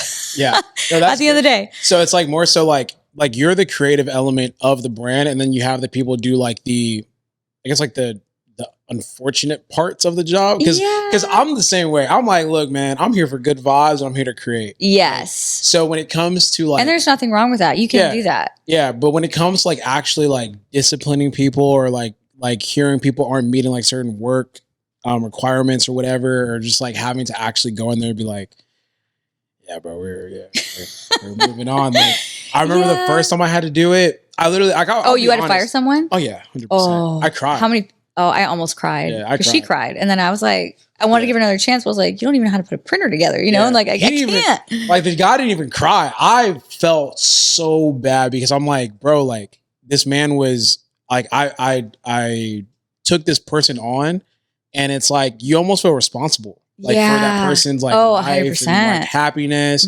So like after he left, like I went into the restroom and I literally just like, I wasn't bawling, but I looked in the mirror and I just cried. I'm like, damn, like I felt like I let him down. Yeah. In a sense. Yeah. And then I got myself together, but is he laughing? He's like, you crying? But like it's not a good feeling. It's like, damn, like I'm like, how is this person doing now? Like how, like once this person leaves this ecosystem, like, are they going to be okay? Like I feel responsible. I feel like I should be doing something more. And I remember because I asked Nick from BPN, I'm like, bro, how do you deal with like firing people? And he's like, the first one's the hardest, but after that you become like not numb to it, but you get better at it. So I was just very curious. Like, how was that fire when you first like, when you did your first? Oh gosh, this was like when I very first moved to Houston. It was like the first girl I hired. She was so sweet in the interview process and like her first couple days, but like everything you could do wrong, she was doing wrong as an employee. So it wasn't like one or two things. It was like a ton of things. And I was like, all right, just not qualified and just like not culture fit. Mhm. It just seemed like she didn't want to be there every day. Oh, okay. So I was like, hey, I don't remember how I did it. I think I don't really remember, but you hit one of those like, hey, can I talk to you for a second? Or was it like not really. I think she was the only person in the office at the time. I was like, hey, I forget her name. Actually, no, I know her name. I just don't want to say it out loud. oh yeah, I was about to say, I was like, no. I was just like, hey, I was like, I wanted to talk to you. I think I went through like a few things Mhm. that, not that she was doing wrong, but like I wanted to give her a few examples. I was like, hey, I know you've been like struggling with this, struggling with that. Your strengths for this. I like to call it a positivity sandwich. You always start with it, what they're good at, Mhm. say things that like they need to work on, and then Yep. end on a positive. But Yep. this one just didn't end on a positive. So I was like, which was a bummer. This was Yeah. like a negative sandwich, I guess. yeah. I don't remember exactly how I said it. I said, I think we're going in a different direction. I Mhm. just don't think it's like a really good fit for the brand, but also for you. Like, I think your strengths are in other places. Mhm. And I know she was like, please no. And I was like, Oh no. God. yeah, so that's why I was like, honestly, it took me a while to recover from that. Oof. And I knew right away, I was like, I never want to do this again. Yeah. I have strengths in other areas. And so after that, I was like, I will never fire another person. I'm like, man, I don't think I could deal with a please no. No. Like one of those like where it's just like, oh man. No, I know. That was like, oh, I never want Yeah. to feel that again. It's not a good fit. I think So- people don't realize like that's not an easy It's thing to absolutely do. not. Yeah. Like, that is the worst feeling. Now it's like I'm still very much involved with operations. So obviously my operations director is the first person to be like, hey, this person isn't a good fit. Yeah, And like yeah. she kind of like breaks it down on why. And I look at the numbers or I look at performance and things like that. And then we kind of make the decision together. Mm. But she knows best, you Yeah. know, and so she's kind she's of there like, like yeah, feeling she's it there out, no. more to guide or I mean, I still talk to my employees if they need some guidance on things. Like I train definitely a lot of the creatives.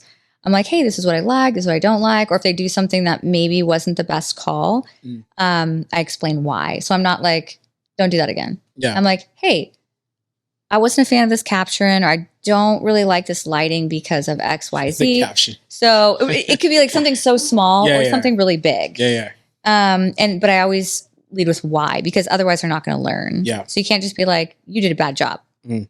because then it kind They're of gonna repeat lowers. it, yeah. It dims their light. I sound so corny for saying that, No, but no, it it's dims real. their light, especially working with creatives. Like if you're too hard on them, then it dims their light and you'll never see greatness. Yeah. So it's kind of like you need to do a positivity sandwich. Like, hey, like I love the model that you chose for this. I think she's so vibrant, XYZ, because like it's not like everything they did was terrible. Yeah. But be like, I feel like the lighting could have been adjusted. We want more of a 3D look. Mhm. So next time, like let's work on that. And then the overall photos are great. Yeah. Things like that. I think if you're too hard on someone where you just like beat them up all the time, then it's not a good work environment. Mhm. And it's just, you're never going to see greatness in their work. Yeah. No, I agree. Like it's funny because I tie my criticism in with like comedy almost in a sense. Because like that's who I am as a human being. So like, let's say we have a caption that I just do not like. Yeah. I'd be like, it's hard. Because I'm so excited to hear this. what I'm about to say is not going to be funny. Like it doesn't sound funny. I'm like, damn, who wrote this caption? But I'm like trying to be like, nah, like I see where you're trying to go with this. Yeah. But let's take it this way. Because I remember, like, I literally, it's funny that you brought that up because I specifically had like an issue with like a certain way captions are being ran. I'm like, really? Like, y'all, you really like that caption? I was like, You like that? I was like, let's try to change it to something like this, you know? Yeah. But it's just interesting to hear how different people deal with like maybe situations that they have like at work, like in terms of being a boss and all that. Because for me, it's tough. I think I realized I'm not like a boss. I'm more of just, it sounds weird, but I don't view myself as like a boss. It's more like I'm a creative. I'm bringing people on a journey with me. Yes. A leader. Yeah, because I don't like the word boss either. I'm like, I just don't operate like that. yeah. I don't like hey, boss. I'm like, yeah, nah. hi. I pull up at the warehouse and like, what's up, Honcho? I'm like, Hello. what's up? Like, what's up? But getting back to just like Buffbunny Collection, because I'm curious about this. And there's another thing I'm curious about. Because like when I view your social media, Yeah. you never like never stand on your shit. Like I never see you like I'm big Buffbunny, like I'm big Heidi. Like we just did not like throwing weights around or what? No, like business wise. Oh yes. Because for example, I'm gonna throw Izzy under the bus.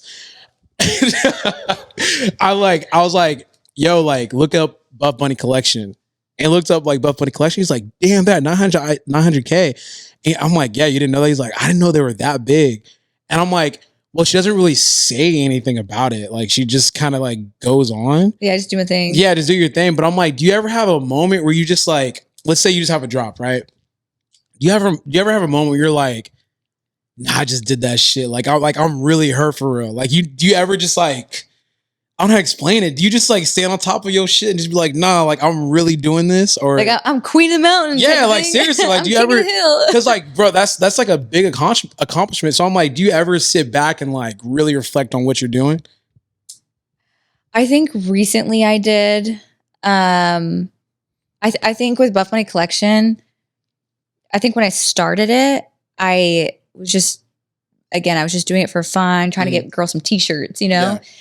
And I think because I just love to create for women. So when it comes to the collections, I talk to women all the time. Like I'll be on the airplane, it drives Christian crazy because I'm always like, hi, what do you wear? Like, what do you like? What do you don't like? You know, or the Uber driver and things like that. Like, yeah. I love talking to women just out and about. Not always influencers. Influencers are great too. They're very helpful.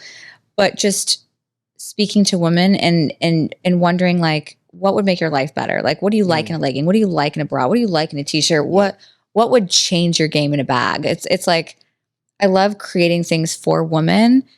And I guess whenever they purchase them and they're like, this like changed my life, or like, my butt looks great. Like my husband thinks I look fantastic in these. I'm like, yes.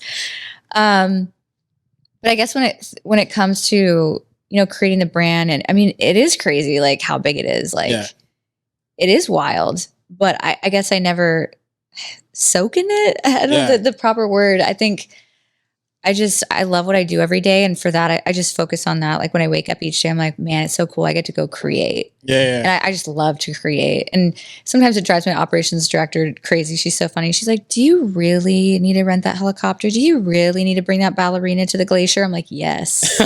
Yes, I do. You're like me. I like doing like almost like wild shit. Yeah. Just because it's like, it's almost like freedom. It's like, bro, like it's like the more I look at it like this, like the bigger you get, it allows you to create even more. So it's like things where it's like, fuck, like I can't do this right now because like we just don't have like that type of like reach.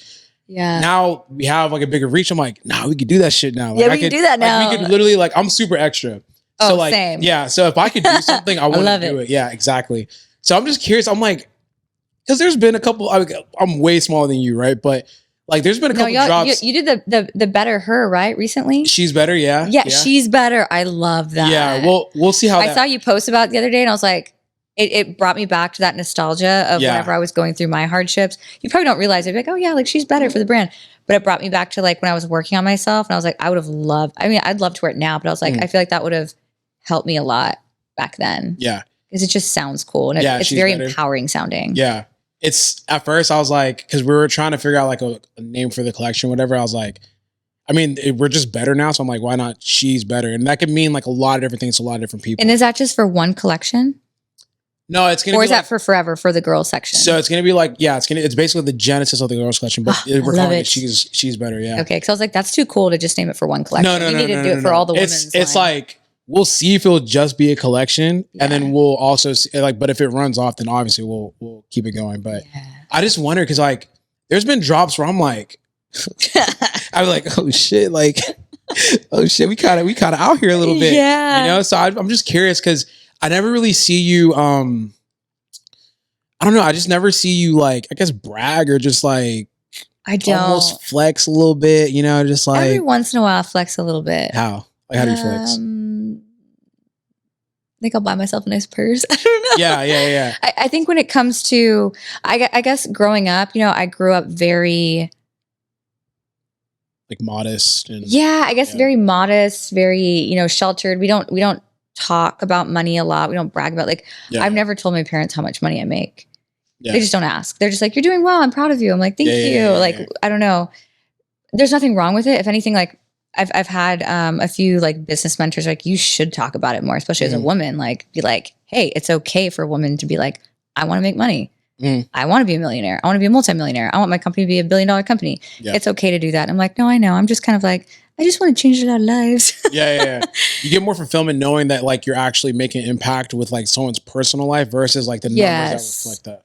I think in Max's podcast, that was the first time. Like he was like, did your company make over this much, over this much, over this month? And I think the most he was like, did you make over 20 million? And I was like, yeah. He's like, what the fuck?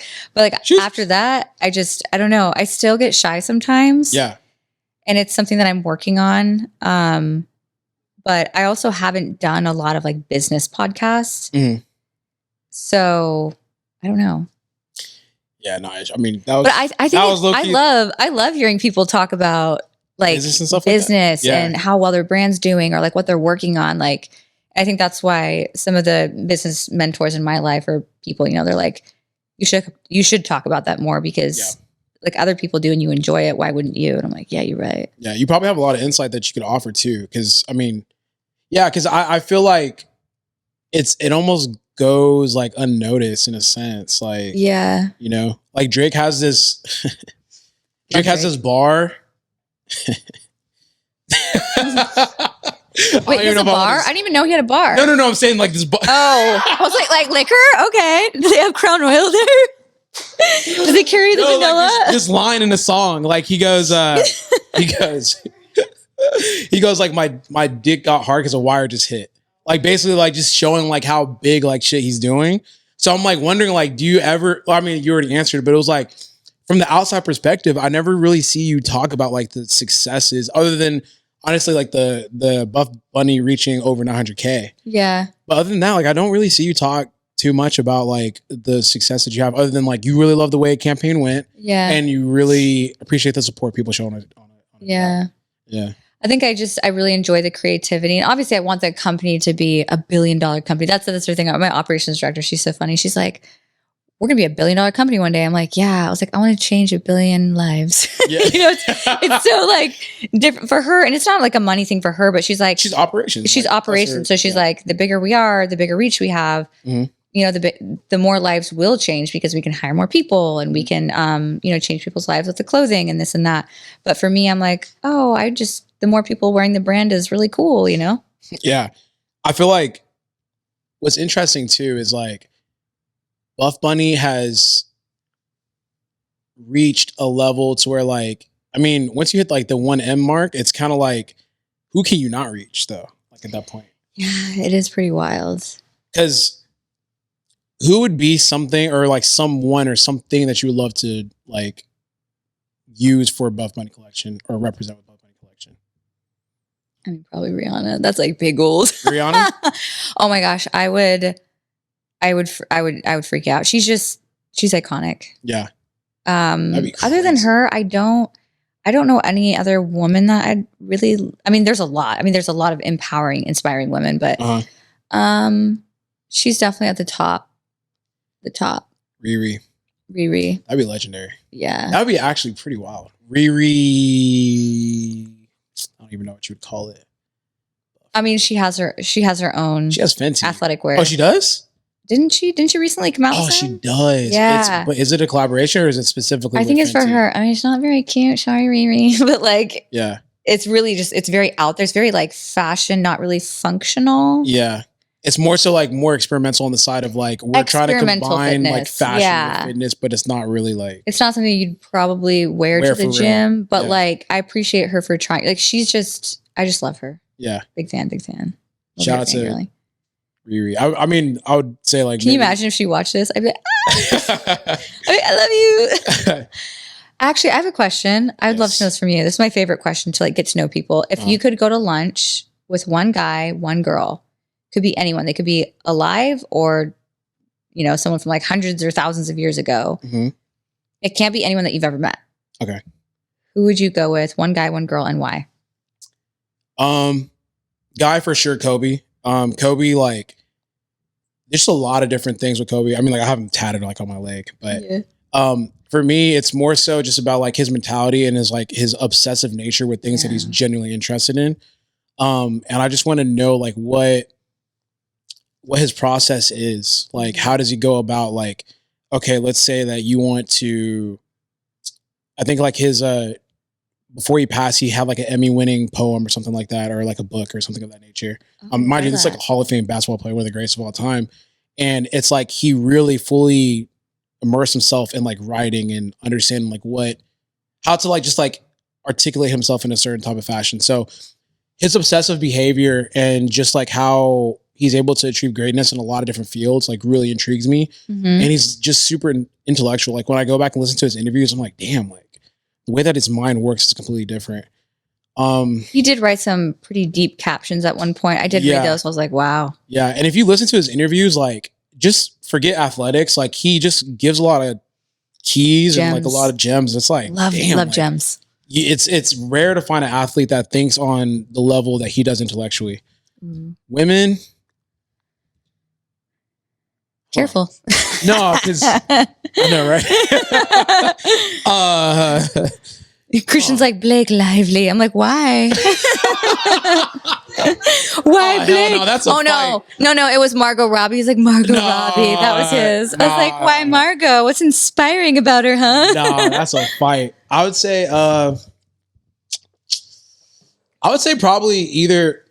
No, I don't want that cop out. I would say Beyonce, because it's more of the same thing with her. Like she's first of all, she's extremely she's iconic, but extremely talented at what she does. Yes. And then also too, like I've heard about her work ethic when it comes to her craft, like her willingness to just like sacrifice like her body, not her family, but like sacrifice time with her family in order to make sure that her performances are up to par. Yes. With what she wants. Wow. Like, I mean, she's regarded as probably like one of the only performers that could be in the same conversation as Michael Jackson. So like, I want to understand like, what's her thought process? Like, how does she dedicate herself and what does that look like for her? Yeah. You know, and I just feel like I'm really appreciative of people that are very, obsessed with their craft. Yeah. Because that's how I become. Like when I'm truly invested and interested in something, I will sacrifice everything and like really like go headstrong into something. So I think those two individuals would probably be like my conversation. Those are good ones. Yeah, what about you? Okay, so girl, obviously Riri, just iconic. I love her. If you ever watch the behind the scenes, okay, so Savage Fenty show, iconic. But if you watch the behind the scenes of her, how hands-on she is, it was really cool. And I love it when people are very honest. I feel like there's a way that you can communicate with people. I'm really good at like reading people. I'm like, I'm more black and white. So I've had to like, if anything, learn my positivity sandwich. Cause sometimes I'm like, oh, I don't like that. And it can hurt people's feelings. But that's why like my design director is amazing because I can just be like, I don't like that. I would never wear that. We're not selling that. And she does not get her feelings hurt. She's like, okay, cool. Sorry, I bet. Where I have some people where I have to, soften it a little positivity sandwich. Riri, if you watch behind the scenes, she's touching the fabric. They're like, what do you think of this? She's like, I hate it. Absolutely not. And I was like, yes, I love that. She is cool. We would get along. Yeah. She's so talented, so creative, so inclusive, just like shines a light on like models just not having to be 2 pounds and like the classic like model look. She's like, anyone can be a model, which I think is really empowering. Yeah. And then I'm not like a Swiftie or anything, but I love, like if you watch behind the scenes of how hands-on Taylor Swift. Yeah. Have you ever seen that? I've never seen it. She like directs. She's not like, I'm creative director and kind of there. She's like telling them what emotions to do, the hand placements. No, you need to look this way. Make sure your hair goes like, she's very detailed. She's obsessed with her craft. Yeah. For her music videos anyway. I appreciate that. It's so crazy that like I don't know what's happening. Like I understood Taylor Swift was huge, but I feel like she's dominating like everything right now. Oh, she is killing it. Yeah. And all these girls are interested in football now. Yeah, not me. Not me. I looked her up and she like directs. She directs her own music videos. Yeah. Like she writes her own music. Yes. And she does a lot of different stuff. I'm like, damn, like you really she's really hands on like that. Incredible. Yeah. Like, wow. And then for guys, I actually really like Ryan Reynolds and Blake Lively, but I'd want them as a duo. I'd be like, I mean, Ryan seems cool, Mhm. genius when it comes to business. Also, he's really funny, but also like I Hear that, love, Christian. yeah. But no, I love the dynamic between Ryan Reynolds and Blake. So I wouldn't be like, Ryan, come hang out. I'd be like, Ryan, you and your wife and your kids, come hang out, because they're just so funny together. Yeah. Like they just like talk shit to each other all the time, which I think is really fun. And then actually, the number one person, my team always makes fun of me. I love Denzel Washington. I think that he is. Oh yeah, he's my favorite actor of all time. He is so talented. Have you ever seen The Book of Eli? You know, it's so funny. I have not. Okay, homework. Watch that before anything else. It is so good. I've seen it a million times, probably like 20 times, not a million. But you watch it once, and once you get to the end, you're gonna immediately want to rewatch the whole thing. I'm not gonna tell you why. Okay. But it's so good. His motivational speaking is amazing. Like all of his movies are so good. I've seen them all. Yeah. So yeah, I'm a big fan. I like, for my go actors, I have Leonardo and Denzel. Oh, Leonardo. He's good. I just watched The Wolf of Wall Street the other day again. I've seen that a handful of times. It's like his acting is just exceptional. What's that one movie where he's playing like basically like a scammer? Oh, I watched that. Catch Me If You Can. That was good. That was a true story too. Yeah, that movie is wild. So fucking good. Yeah, so good. Yeah, that's interesting. I've Ryan Reynolds and then Denzel Washington. Yeah, that's but more so Denzel. Denzel, yeah. Like my team always makes fun. Like, look, she's posting a Denzel quote again. I'm like, Malcolm. yeah. Malcolm is such a good fucking movie. I remember watching that. Oh man. But Book of Eli is like my favorite movie of all time. You have to watch it. I'm like a huge Denzel fan. I haven't seen Book of Eli, and I also haven't seen, which I'm embarrassed about, is Training Day. I've not seen Training Day.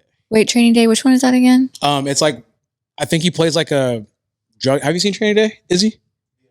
It's like about a drug dealer, right, or some shit like that, and then like I think like eventually like they turn on him or some shit.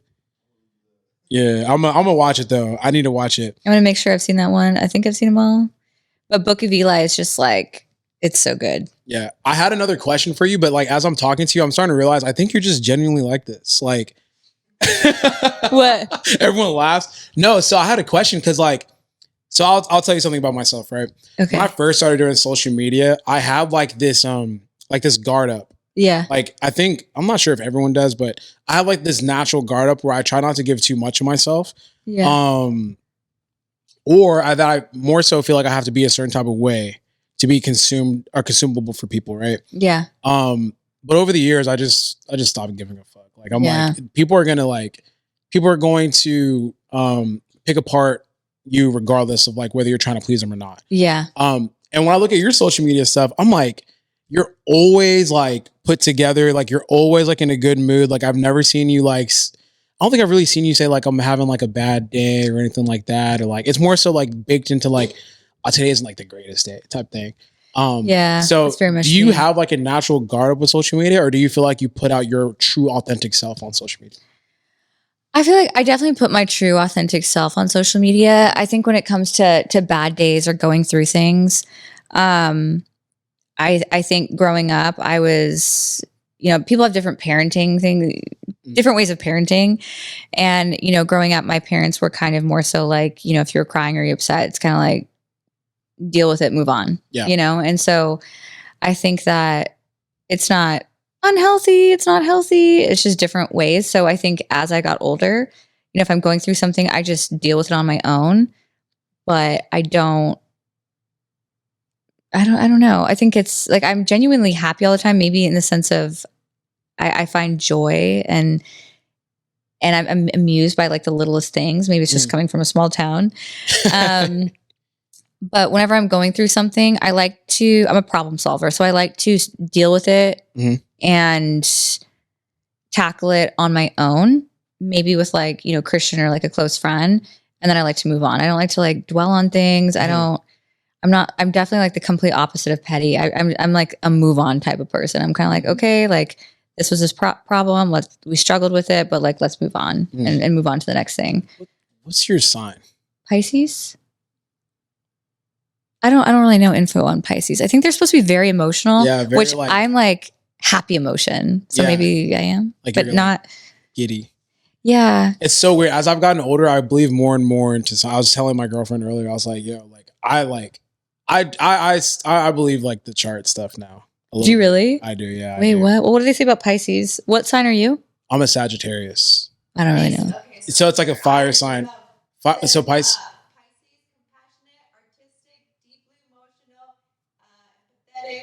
So she's That saying sounds that like me. yeah, Pisces are like deeply emotional, artistic, creative. What else?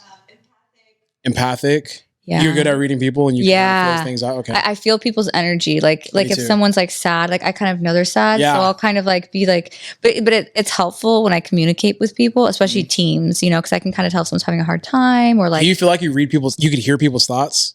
Almost. Yeah. Because you know it's so funny. I sound like such a girl, man, but I'm a double Pisces. Let me hear it. So I'm a Sagittarius and double Pisces. So like I'm extremely emotional. Like, what is it? Deep emotion or something like that? I'm in tune with my emotions or something.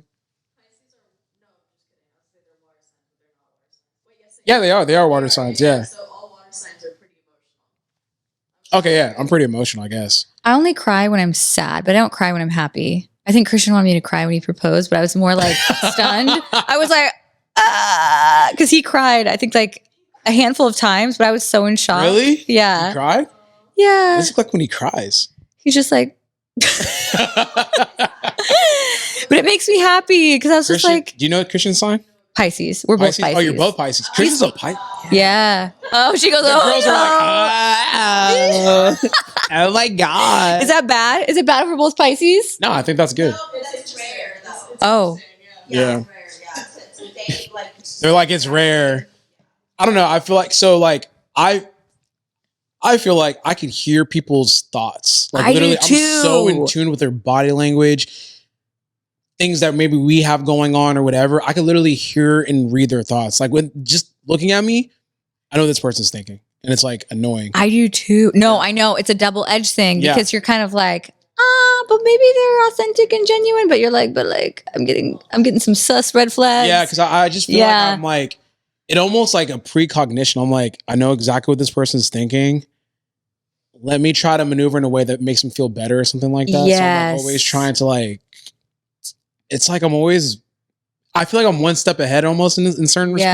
respects. Because I could just feel everything. I don't know. Yes. Someone could walk into a room and I could tell they're in a good mood. I could tell if they're fighting with their boyfriend or girlfriend. Like I could just hear it. Yes. And like when they look at me and they're about to say something, I'm like, I already know exactly what you're about to say. Yes. Like your body language is like telling me you're about to say something. Yes. No, I've done the same thing where I've been like, "You're pregnant, aren't you?" They're like, "Yeah, how'd you know?" I'm like, "I don't know. I just know." Like, Yeah. I feel something. Oh. Okay, so they're saying that Pisces can be psychic because like you have your sign that you present as, right? Mhm. So like for me, I'm a Sagittarius. I'm very like free-ish type of thing, but I have a very like, I guess like intimidating. I don't know if that's like, is that thing with Sagittarius? Intimidating. I don't get intimidated. Respectfully. Respectfully. I think when I looked at mine, it was like Pisces. Oh, you're a double Pisces. Someone looked it up. I was like, oh, okay. So I think that means I'm supposed to be, but I don't cry when I'm happy. Like, I don't think I've ever cried when I'm Yeah, I don't happy. be doing all that. Yeah, I was like, That's not sometimes I was asking my friend earlier today because I picked up my wedding dress, and I think a lot of girls like they see it and they cry, right? And I was like, am I supposed to cry? Like, I'm so happy. I was like, but I was like, so I feel like the criers are like the Capricorns, right? Can't. Oh shit. well, I think a lot of people they'll cry when they're really happy or like they're just so excited, like, oh my gosh, I'm getting married, I have my dress, or like I'm getting proposed to, but I did cry later once it kind of set in. After Christian was like, I'm so tired, I'm exhausted, I'm gonna go to sleep. And I was like, I feel it now. But it's like, but I will cry like if I'm like, I have to be like real heartbroken though. Because I don't know. I guess I have really thick skin, so it's really hard to upset me. When was the last time you cried? If it's not too personal. Let me think. It's been a minute or like. Maybe like March. Okay. That's not Maybe sooner than that. I don't know. I'd have to think about it. But it's like I have to be like really hurting for that to happen. I don't know. I think being raised, I love my mom. She's kind of like, if it doesn't matter in 5 years, why are you worrying about it? Damn. So I kind of live by that where I'm like, and that's why when problems happen, my design director is so funny. Like manufacturing stuff happens all the time. Yeah. you know? And so she's like, I take everything so gracefully, as she says, because I'm like, this sucks, but I mean, it's out of our control. What are we going to do? I'm not going to like freak out and get upset at anyone, or, you know, it's a bummer. I forgot. But we just got to move on. I forgot to ask, have you ever had like any like extreme fuck ups, like with manufacturers, or like any headaches, like with who hasn't? Every lunch. I'm like, oh yeah, absolutely. I'm like, which one? But I always make it right. I'm like, I always make it right for the people. So I'm like, is like, sometimes things happen where it's controllable, or it's like, okay, it's not that big a deal. I think one time a label, it's not even that big a deal. It's supposed to say rayon, but they missed the A. So it said like rayon, like instead of spandex and rayon or whatever. I was like, it's fine. Give us a little discount for the mess up. But if someone looks that closely at the one top that they got, like, you know, I'm not going to have them remade because of that. And then we had some big mess ups. do you care to share like a big like mess up, or? Just trying to think of which one.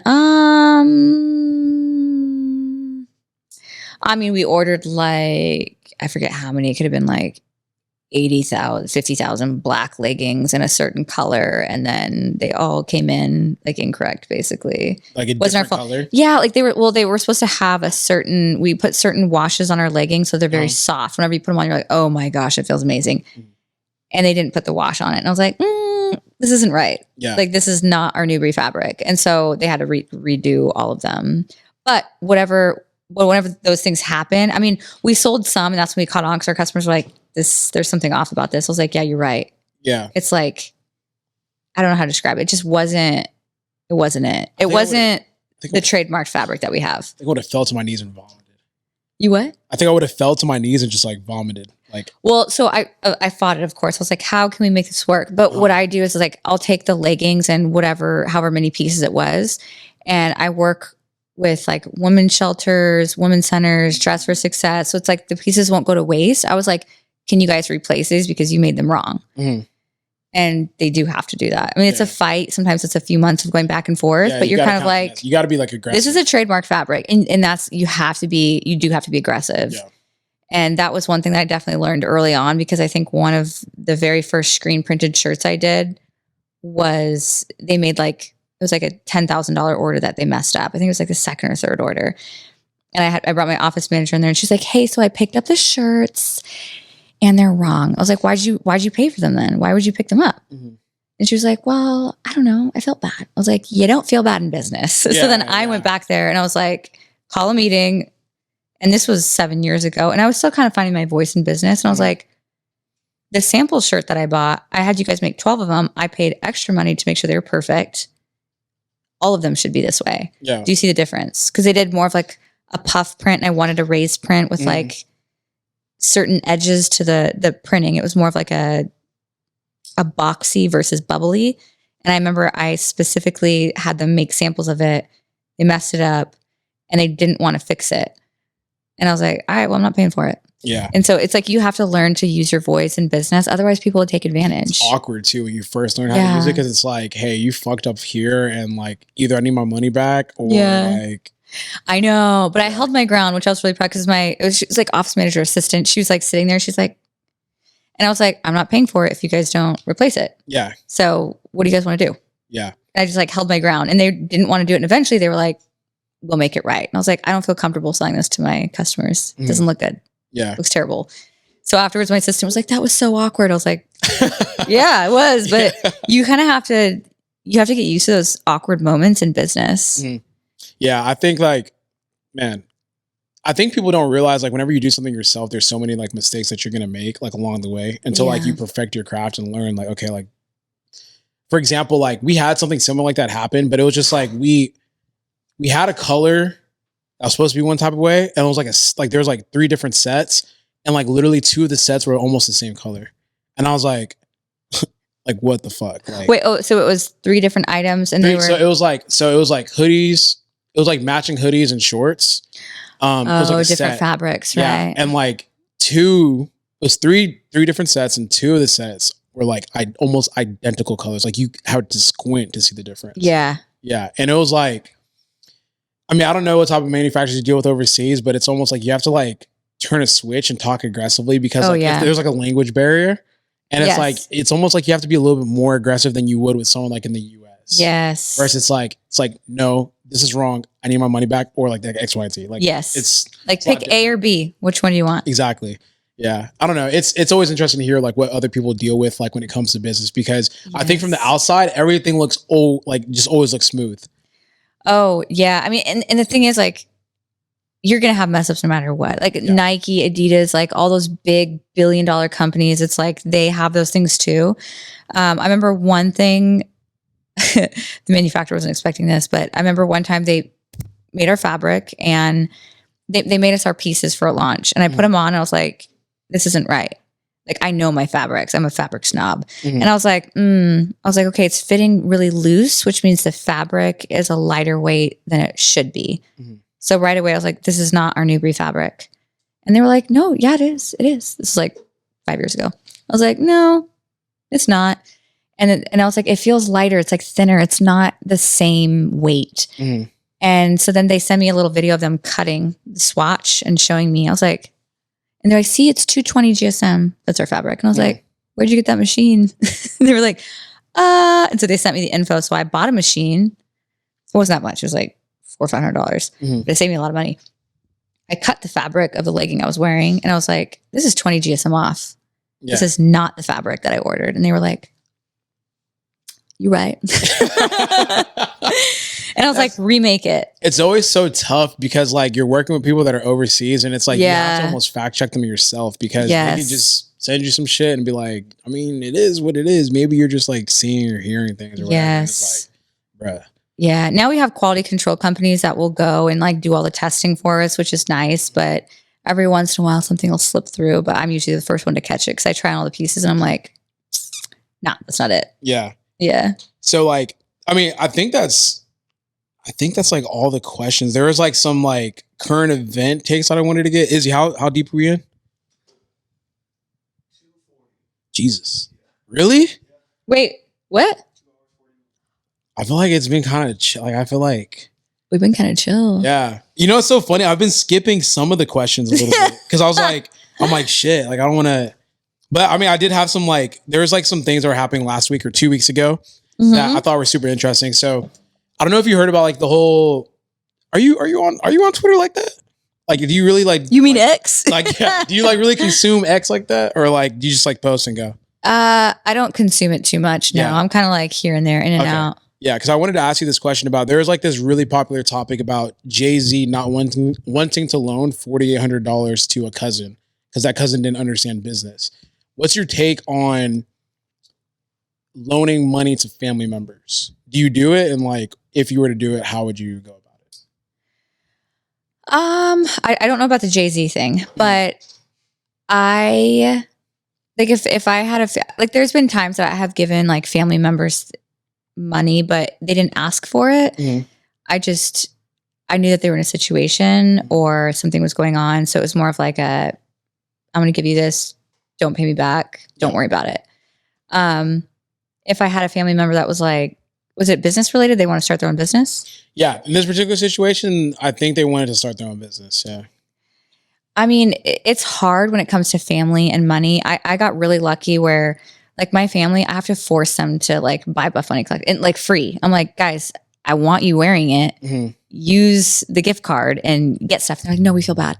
Yeah. So I got really lucky in that sense. Like they, if anything, I'm like, please take advantage. Like, I have to like send them clothes for them to accept it because they're very much like, we don't want to take away from your business. I'm like, I'm doing all right. Right? Just take the leggings. That's when you stand on business. Like, no, we really out here. Like, yes. Yeah. But I mean, obviously, like I have a huge family. I have like a million cousins, aunts, uncles. I haven't even like met my whole family. They're big.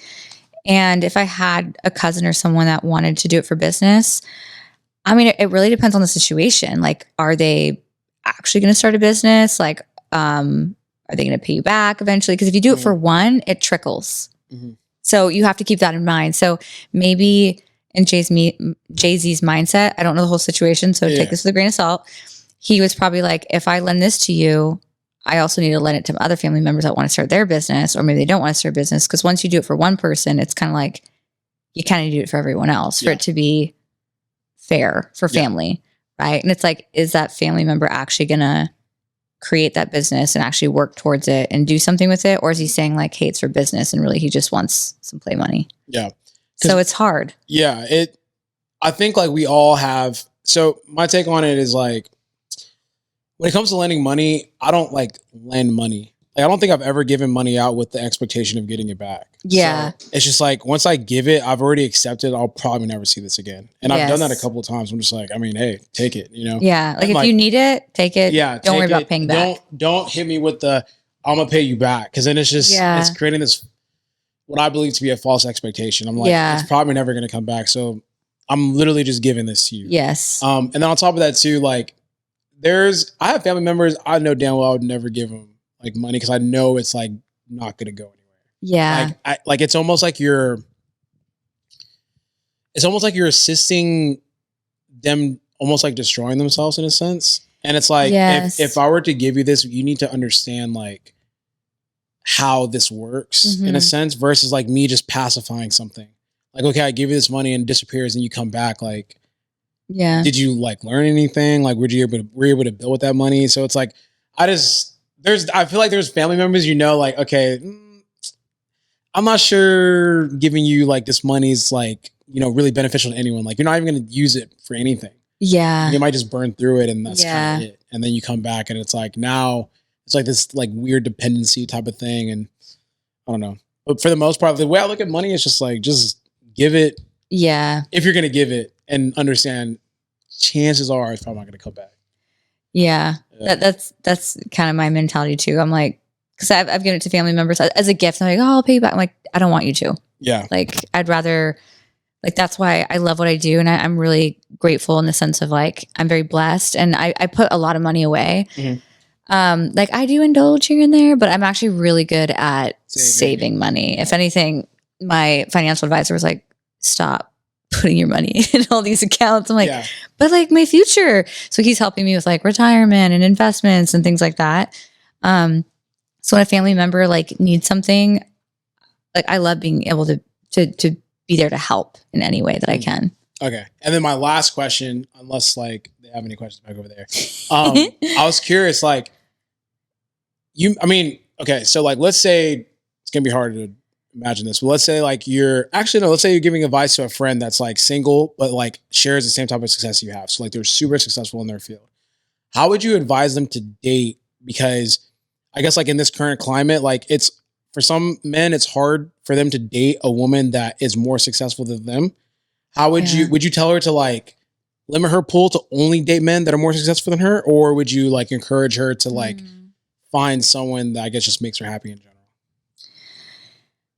I mean, I'm a big believer in finding someone that just makes you happy in general, because at the end of the day, if all the money was stripped away, if your success was stripped away and you just had each other, that's the most important thing. So I always joke to Christian, I'm like, even if we were like homeless, living in a cardboard box, I was like, I know you'd build me a really nice cardboard box, but like, like I would be happy just like being together, because that's what life is about at the end of the day. It's like, I'm very driven and very motivated, and so is he.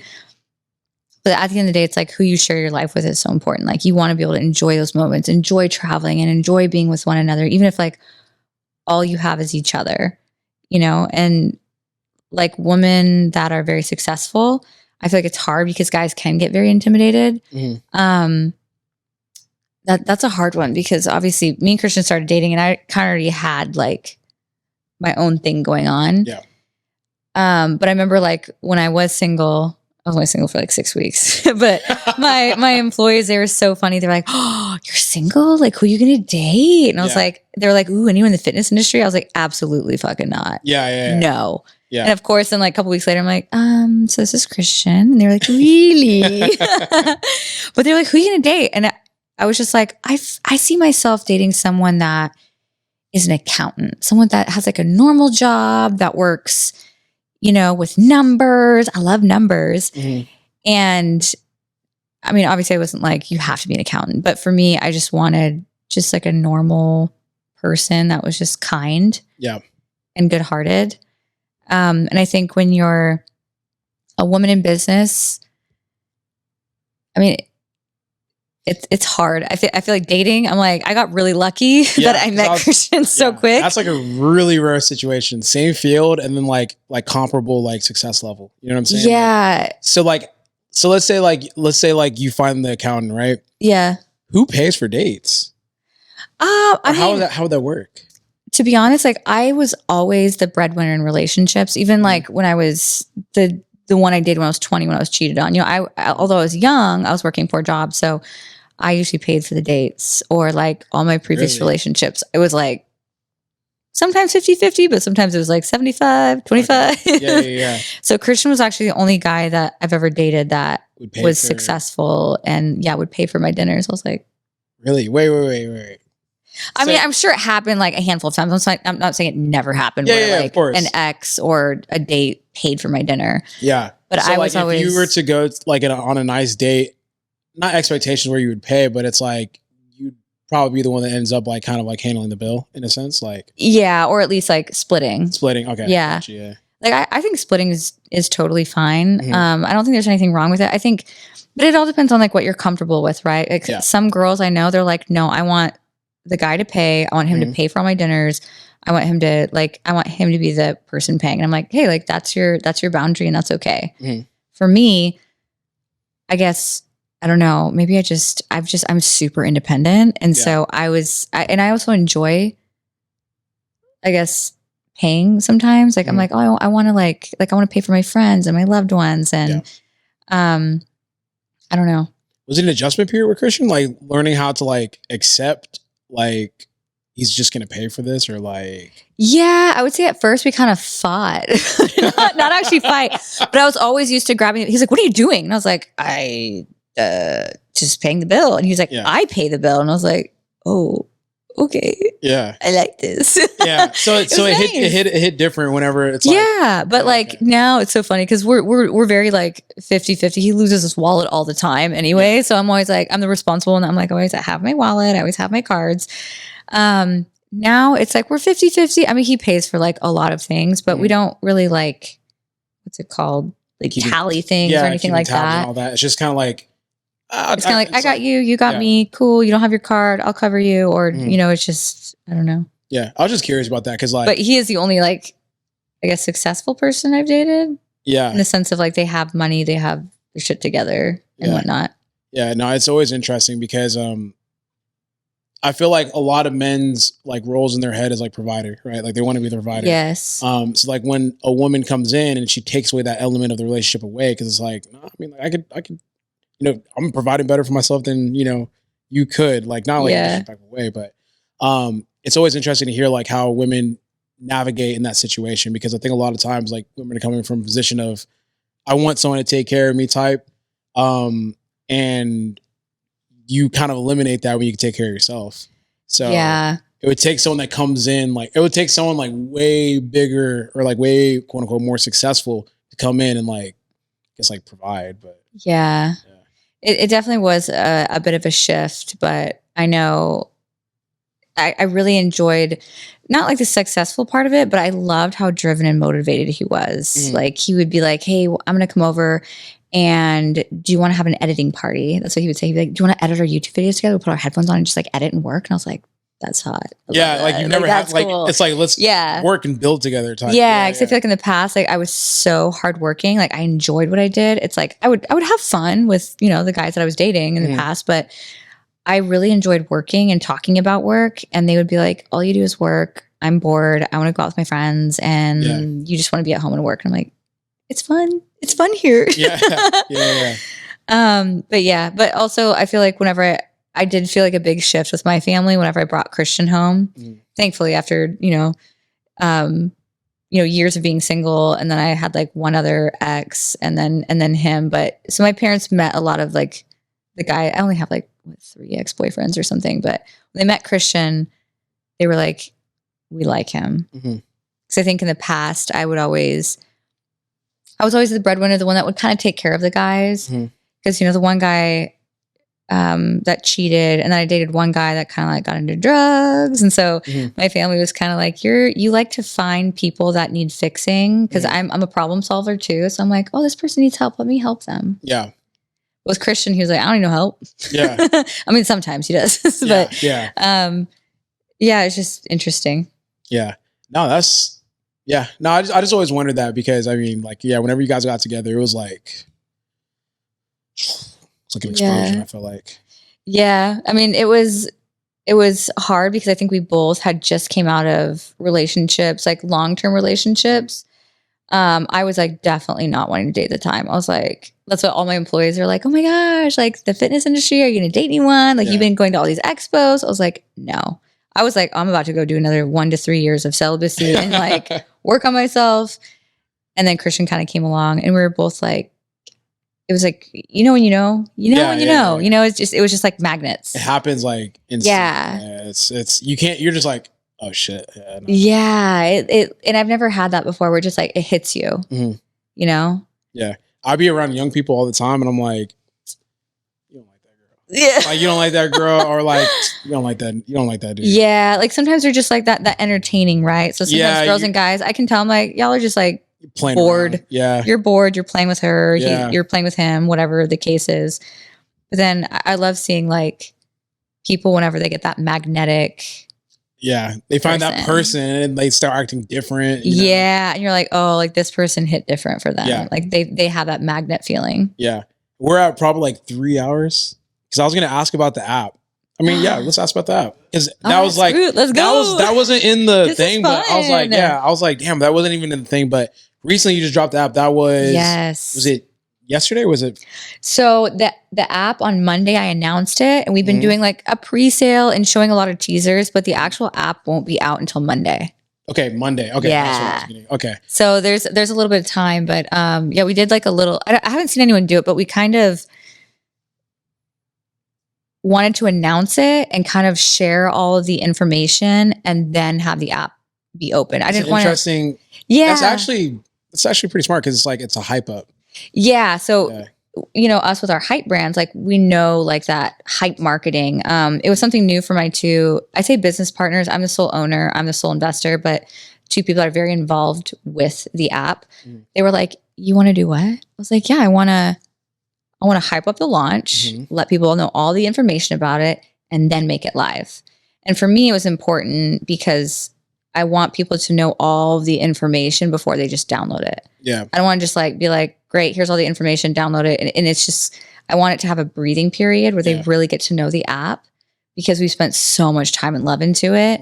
And I mean, there's so much to learn about the app that I wanted them to fully digest that before we launched it. That's interesting. That's like literally like the reverse. So it's like, I know. The retention is going to be a lot greater. Because like they know what they're getting themselves into versus like, I mean, like the subscription based format, it's like get in and then like, you know, you're like, after, all right, after a while, either they forget or they just kind of leave. But it's like, no, like the people that are signing up now are probably gonna be way more dedicated. Yes. And, maintained a lot longer than someone that you just drop the app and then you sign up, you get into the app, you're like, I don't really like it here. Like, what is this? Yeah, what is versus this? Yeah. Like you spent the whole week. I didn't know that. I didn't know it. So it drops next Monday or this upcoming Monday. But whenever we did the campaign video and we announced the app and we're giving all the people information, we did a pre-sale. We're like, hey, if you sign up from here until the app launches, we'll give you 70% off. Yeah.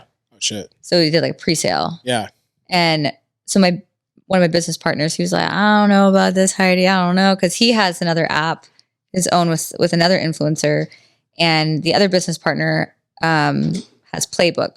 Playbook is like huge. Like they have like thousands of influencers, like big name influencers. Yeah. And I remember he was like, I don't know about this, Heidi. I don't know about this. So we launched on Monday and we started doing the pre-sale. And it did so good. Like insane, crazy numbers that he cried. He FaceTimed me. I was like, what's up, James? And I was like, oh shit, are you crying? And he's like, I'm just really proud of the app. Yeah, that's so but it made me so happy because like, I know he was kind of nervous about that marketing tactic. And I was like, I'm really confident in this. Like, I feel like this will do really well. Yeah. But it took all of us together to kind of because he was like, can we do a pre-sale with that? I was like, absolutely. Yeah. Because to me, like when I'm hearing it, I mean, I've never really heard that with the app, but when I hear it, it makes sense. It's like you're just hyping up something that hasn't even dropped yet, but it's like you could still be a part of it. Yeah. And it's almost like like I'm signed up and I can't wait for it to drop. Yes, You know what I mean? And exactly. it just creates like this hype. And I think that's the biggest thing with like yeah. selling stuff, like being able to market it properly. It's kind of like whenever we announce like our collections, right? Yeah. We kind of We do like the same hype it up and then boom, we drop Yeah. it. So it's like just using that same tactic with the app as well. That's interesting as fuck. I never even thought about that. So it's like a training app, right? Yes. So I've wanted to do a fitness app for like years, but you know, there's a ton of fitness apps out there. Yeah. And so what I did is like the last, like honestly for years. And the last time I was on a podcast was with Max and he was like, oh, any business ventures? And I mentioned it was a year and a half ago. I was like, it's too early to mention, but I'm working on something. Mhm. And I mean, for years I've been talking to women being like, what fitness app do you use? Like what all apps do you, and that was the first question. I would say, how many apps do you have on your phone for fitness? They'd say, I have my Fitness Pal. I have whichever workout app. I have Flow for my period. I have my Apple Watch. So I look at the dashboard and then I have a journal because my mental health is just important to my physical health. And sometimes they'd have more. I was like, you have 5 to 7 apps on your phone? That's wild. Yeah. So I started breaking it down. Like, well, what do you like about Flow? What do you not like about Flow? What do you like for periods? I was like, what do you like about this workout app? What do you wish it had? And so I've been tallying all this information on what they like, what they don't like about apps. And I wouldn't ask like, you know, huge, like very well-developed advanced athletes. I would ask beginners, intermediate girls, advanced people too. But a lot of beginners or people just starting or people that haven't started that was like, why haven't you started? And so I had this idea for this insane app, but to find a developer was so hard. Yeah. I mean, some of these people I interviewed were wild. And it's funny because I'd be like, okay, how much will it cost for what I'm wanting to do? And they'd be like, oh, $30,000. And I was like, red flag. It should not be that cheap. And Oh yeah, because I was gonna say, Yeah. I thought you were gonna say red flag. That's too expensive. I'm like, no, I was like, so heard- you're going to give me an app for an Android, for an iPhone, and a website for $30,000 yeah, for everything I want to do. And they were like, yeah. I was like, let's go. no. Yeah. So immediately, if they lowballed me like that, I wouldn't even have a second conversation. I was like, no. And then I had a lot of app developers try to give me a white label app where it was like, oh, it's like a template. Yeah, a template that's been used with it. Yeah. Shit, And I was like, no. And then it's funny because this company reached out, which was one of my business partners. Mhm. One of his team members reached out and they're like, hey, we want you to do your workouts on our app. And I was like, I want my own app. Can you guys help me with that? So I was like, you guys know all the landmines, like what to look out for. And that would be helpful because I want to create the best app. And I remember the guy was like, I don't know, like we could do white label, we could do this. And he was like, I was like, all right, well, the only way I would do it is if I can fully customize it, build it from the ground up. Mhm. And so they're like, you probably want to talk to our CEO. So I got him on the phone and I love him because for a full like hour, I think he was trying to talk me out of it in a good way. Yeah. He's also kind of like, I was testing you to make sure that you could fully be capable of handling this because it's a monster. Mhm. And I was like, oh, I can handle it. Trust me, I can handle it. Yeah. But I liked it because he's kind of testing me in a good way where he was like, just, this is going to cost a lot of money. Yeah. This is a massive team, a massive undertaking. You can't be really excited for this. And then after a few months, like phase out. Yeah. Like if you start this, you need to finish it. Yeah. And it'd be a lot easier for you to just like show your workouts on another platform. Mhm. So after a while, I was like, no, I really want to do this. And he was like, okay. And so he helped me find an app developer. Mhm. And the sole reasoning for the app was to have something that I wish I had. Kind of the same thing with why I got into social media. I was like, I want to create an app that I wish I had when I started. Mhm. So something that is easy to navigate through, because sometimes apps are great, but you log in and you're like, whoa, this is overwhelming. Like User if my mom experience. can't figure it out, most people can't figure it Yeah. out. So I wanted something that was easy to navigate through. And I wanted workouts that for like beginners, intermediate, advanced. I was like, if I'm doing a workout and I was like, oh no, I don't want to do burpees Mhm. because I hate them. Yeah. I I hate don't them. know anyone that loves Or maybe it's hard on my knees. Like I don't want to do this movement. It's like no shade. she goes, it's hard on my knees and points directly at my knees. I'm like, bro, my knees are killing me right now. So if you were doing the app and you're like, I can't do this movement, it's hard on my knees. Yeah. I want to right then and there be able to click it and give me other options. Alternates, yeah. Which is, you don't see that a lot in apps. So I wanted that. I wanted everything that MyFitnessPal had. I wanted to be able to scan my food. I wanted to be able to look up my food, track my food. Oh shit, you got like a fucking heavy. No, hitter. this God is damn. like, Don't tell me you got some period shit on there too. oh, just wait. Damn. So I have a macro Okay. calculator that Yeah. calculates your macros as well. And you can also adjust it. So if you're like, I like these macros, but my coach wants me to do these ones. So it Yeah. calculates your macros for you, or you can adjust them depending if you have a coach or you have a preference. You can track all your food, you scan your food. And then I was like, I think as a women's fitness app, you need a period tracker on there. Mhm. I was like, all these other girls have all these other apps. Can we put a period tracker on there that not only shows their ovulation time and their ovulation phase, their menstrual phase? I want to know about all 4 phases that a woman has during their period. Mhm. And so something that other apps, some apps do it, some don't. They'll be like, this is when you're ovulating, this is when your period is. Mhm. But they forget about the other phases. Yeah. Which So- I learned recently about. There's like the Follicular there's- and luteal phase. yeah. I mean, I Yeah. don't know the exact names for them, but it's like, yo, like there's only like 1 week where a girl feels like normal, Yeah. basically. Yeah, Yeah, which is basically. pretty crazy. And honestly, it's a lot of women don't know that they have 4 phases. So we wanted to educate women, be like, hey, these are the 4 phases. And if they're confused, we also have a description of like what each phase is. Yeah. That way they always know what phase they're in. So it's just like a little additional thing. Then I realized that women journal a lot, and it's a big part of their fitness journey. So I have a journal on there where right now it's like you can do your journal entries, but I think in V2 we're going to add it to where you can add photos. So you can like look back on your journal entries and see images. So if you're really sad or like really happy, and like you can have those memories in there.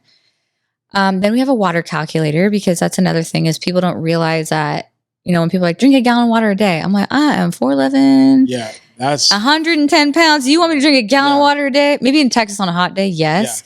Some people require more than a gallon of water. Some people less. So we actually have a water calculator built in that'll tell you like general, like how much water you should be drinking. And then we also have everything that integrates to your Apple Watch. So it'll track your steps. It'll track your heart rate on the dashboard. And then I'm sure I'm missing a few features. I mean, I just hear that shit is expensive as fuck. Yeah, I will But say it's good. You pay for good quality work. the total cost. What do you think it costs? I'll tell the cost on here. Y'all want to talk about? That sounds about like $250.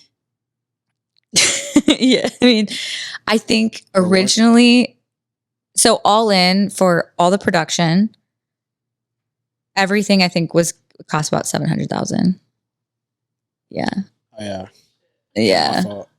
My fault. I didn't mean to disrespect you like No. And the thing is, like, we could have done it for 250, Yeah. but it wouldn't. And that's the thing is, that's what they told me. They're like, we can make these happen. And that's Yeah. what most apps do is like, they'll make it really good for workouts. Everything else is an afterthought. And I was like, Oh. no, I want Everything this to be has to good, be- this to be good, this to be good. So like our period feature is so good that my app developer was like, this should be a standalone. Like Standalone app. this needs to be its own app. In this Yeah. in this app, it needs to be its own app within the app. Yeah. I was like, no, I want to give women everything in one place. But I think partly of why it costs so much is a lot of the green screen. So we filmed 2,200 exercises. Jeez. And if you compare our workouts to other apps, no shade, it's okay. You know, we had I've a seen very good lighting expert. Yeah. It's a big difference. You can clearly see where our feet are, where our hands are, the movements versus other apps might be like a little distorted, blown out. Yeah. I think on some apps I was like, I can't even see their feet because they were like wearing white shoes. We thought of every detail. Yeah. Where it's like everyone has to wear black shoes, a bun so your hair is not like going outside of the green screen. Mhm.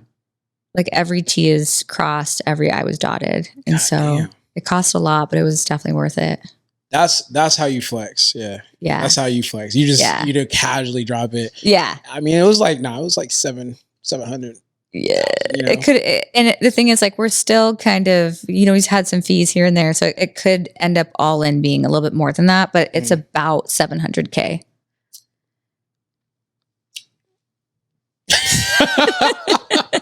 Sheesh. I No, but know. when you're naming everything, I mean, shit, man.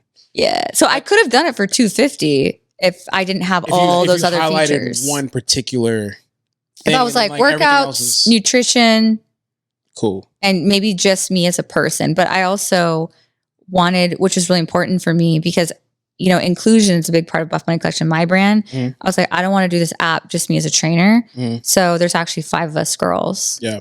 And everyone's very unique they're different, it's not like the same girl, like replicated. Yeah. It's like, these are all different women of all different walks of life. There's so much just like, if you really went in detail with like all the different phases that you did, there's so many things that you could just like highlight in particular with like each category. Like, that's fucking insane. Yeah. Yeah. I mean, I'm assuming the pre-sales, like everything's going well and like so good. Yeah. Like we've had thousands and thousands of signups and it's only been a couple days. Yeah. So that's why my business partner cried because he was like, I was like, you good? And she was like, I don't think you realize how big this is going to be. I was like, no, like that's what I wanted. I was like, anyone can do a fitness app and just do workouts and a few other things. I was like, but to create something that has so much more for women. Oh, and then a community space. I forgot. That's a big part of it. Almost like we built out almost like a Reddit and Discord had a baby. Basically like being able to like, create a community, to be simple. Yeah. Cause I think a lot of other apps, again, no shade, a lot of other apps, it's kind of like, okay, here's our app. And then here's a Facebook group. I'm like, that's annoying. Now you have a Facebook group through different things. So it's like you have your 5 apps and a Facebook group. Yeah. Shit. That's like kind of monumental, but I'm more so thinking about like just the app itself and the technology that's like being developed that can now be like transition to a whole different thing. Cause it's like now you have the app. Yeah. But now like there's like probably like things that y'all are doing that's very unique that now could be, finesse into something else as well. Oh, I have so many ideas. That's what I'm saying. Yeah. Like, I was like, I'm hearing, I want to do this. And they were like, wait for V2, V3, V4. Oh, we have a whole plan. So like, it makes me so happy because whenever we dropped the app, there were so many women that literally cried. They were like, because our slogan, we have a few things, but one of it's like a safe space for women. And so the name Grounds, the reason I picked that is because the actual word means an area of space for a purpose. So when people are like, oh, touring the grounds or you walk the grounds, it usually means like, your estate, if you will, or your a couple acres of land. It's like a piece of land for a purpose. And so I love the name. And then for branding, I was like, I want neutrals only, which also I was advised against in a good way. They were like, we just think a pop of color. I was like, I think not. I think neutral shades of brown, which also shows earthy. It's like, this is your land, your safe space, but also it goes with inclusion because we have like all different types of women on there. Yeah. I really like the name. That's I like dope. love the name. Yeah. Grounds. No, I saw Grounds and I was like, what is it? Like, what's Grounds? Like, I was looking, I was like, what is like, all right, what does it mean? And I was like, it's the app. But when you break it down like that, it's beautiful. Cause it's so funny. It's like, how do you come up with names? Like, I'm sure. Yeah. Wait, how did you come up with Grounds? You just looked at the name Grounds and like broke it down and then built it from there? Or like, cause I'm asking it's always so funny how people think of names, right? Cause I'm asking that question because like, for example, with Corrupted Strength, I was literally listening to a political podcast. I don't know exactly what they were talking about politics. Yeah. And one of the co-hosts mentioned corruption and like was explaining like how like, yeah, these people will smile in your face, but then like they'll go and do something else that you didn't tell them to do or whatever. Yeah. So like they're super corrupted. I don't know. So I'm like, corrupted. And I was like trying to think of a name for a gym. And I'm like, Corrupted Strength, because who I am as an individual, like how I present myself isn't how I present myself in the gym. Like if you ever run into me in the gym, I'm like a whole different, complete human. Yeah. You're like an animal. I'm corrupted. Like, I'm like, you corrupted the individuals that you are outside. And you just kind of make like this whole thing come together and then branding, you make it make sense. But like, so did you just look at the word Grounds and then, or like you knew you wanted to make a fitness app? Like which part came first, the egg or the chicken? Like, so the name came first. Like around the same time I was like, okay, I want to do a fitness app one day.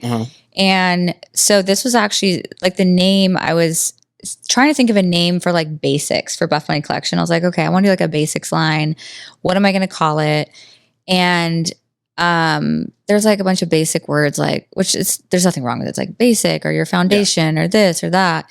And I was like, man. And then I thought about doing like a whole different brand where it was just like high quality basics. And I was like, I want a cool name. And like, I always have like employees that they like throw names around or like they'll like give suggestions. I was like, man, I want something cool. Like, I like the name Scoundrels. It's so funny. So it came technically from the word scoundrels, but that's the cool thing about thinking of names or creativity or Corrupted Strength. It's like sometimes you see something and it blossoms into something else.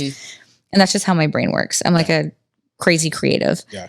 And I thought I love the word scoundrel. Mhm. I think it's like a European way that they describe people, right? Be like, oh, you're a scoundrel. Oh, you're a scoundrel. It just sounds it's cool. like, yeah. But I heard of a friend who was doing a brand. It was like a brand called Scoundrels. And I was like, okay, well, I can't use that. But I was like, that sounds cool. It's like scoundrels, grounds. And like, that's literally how it came apart.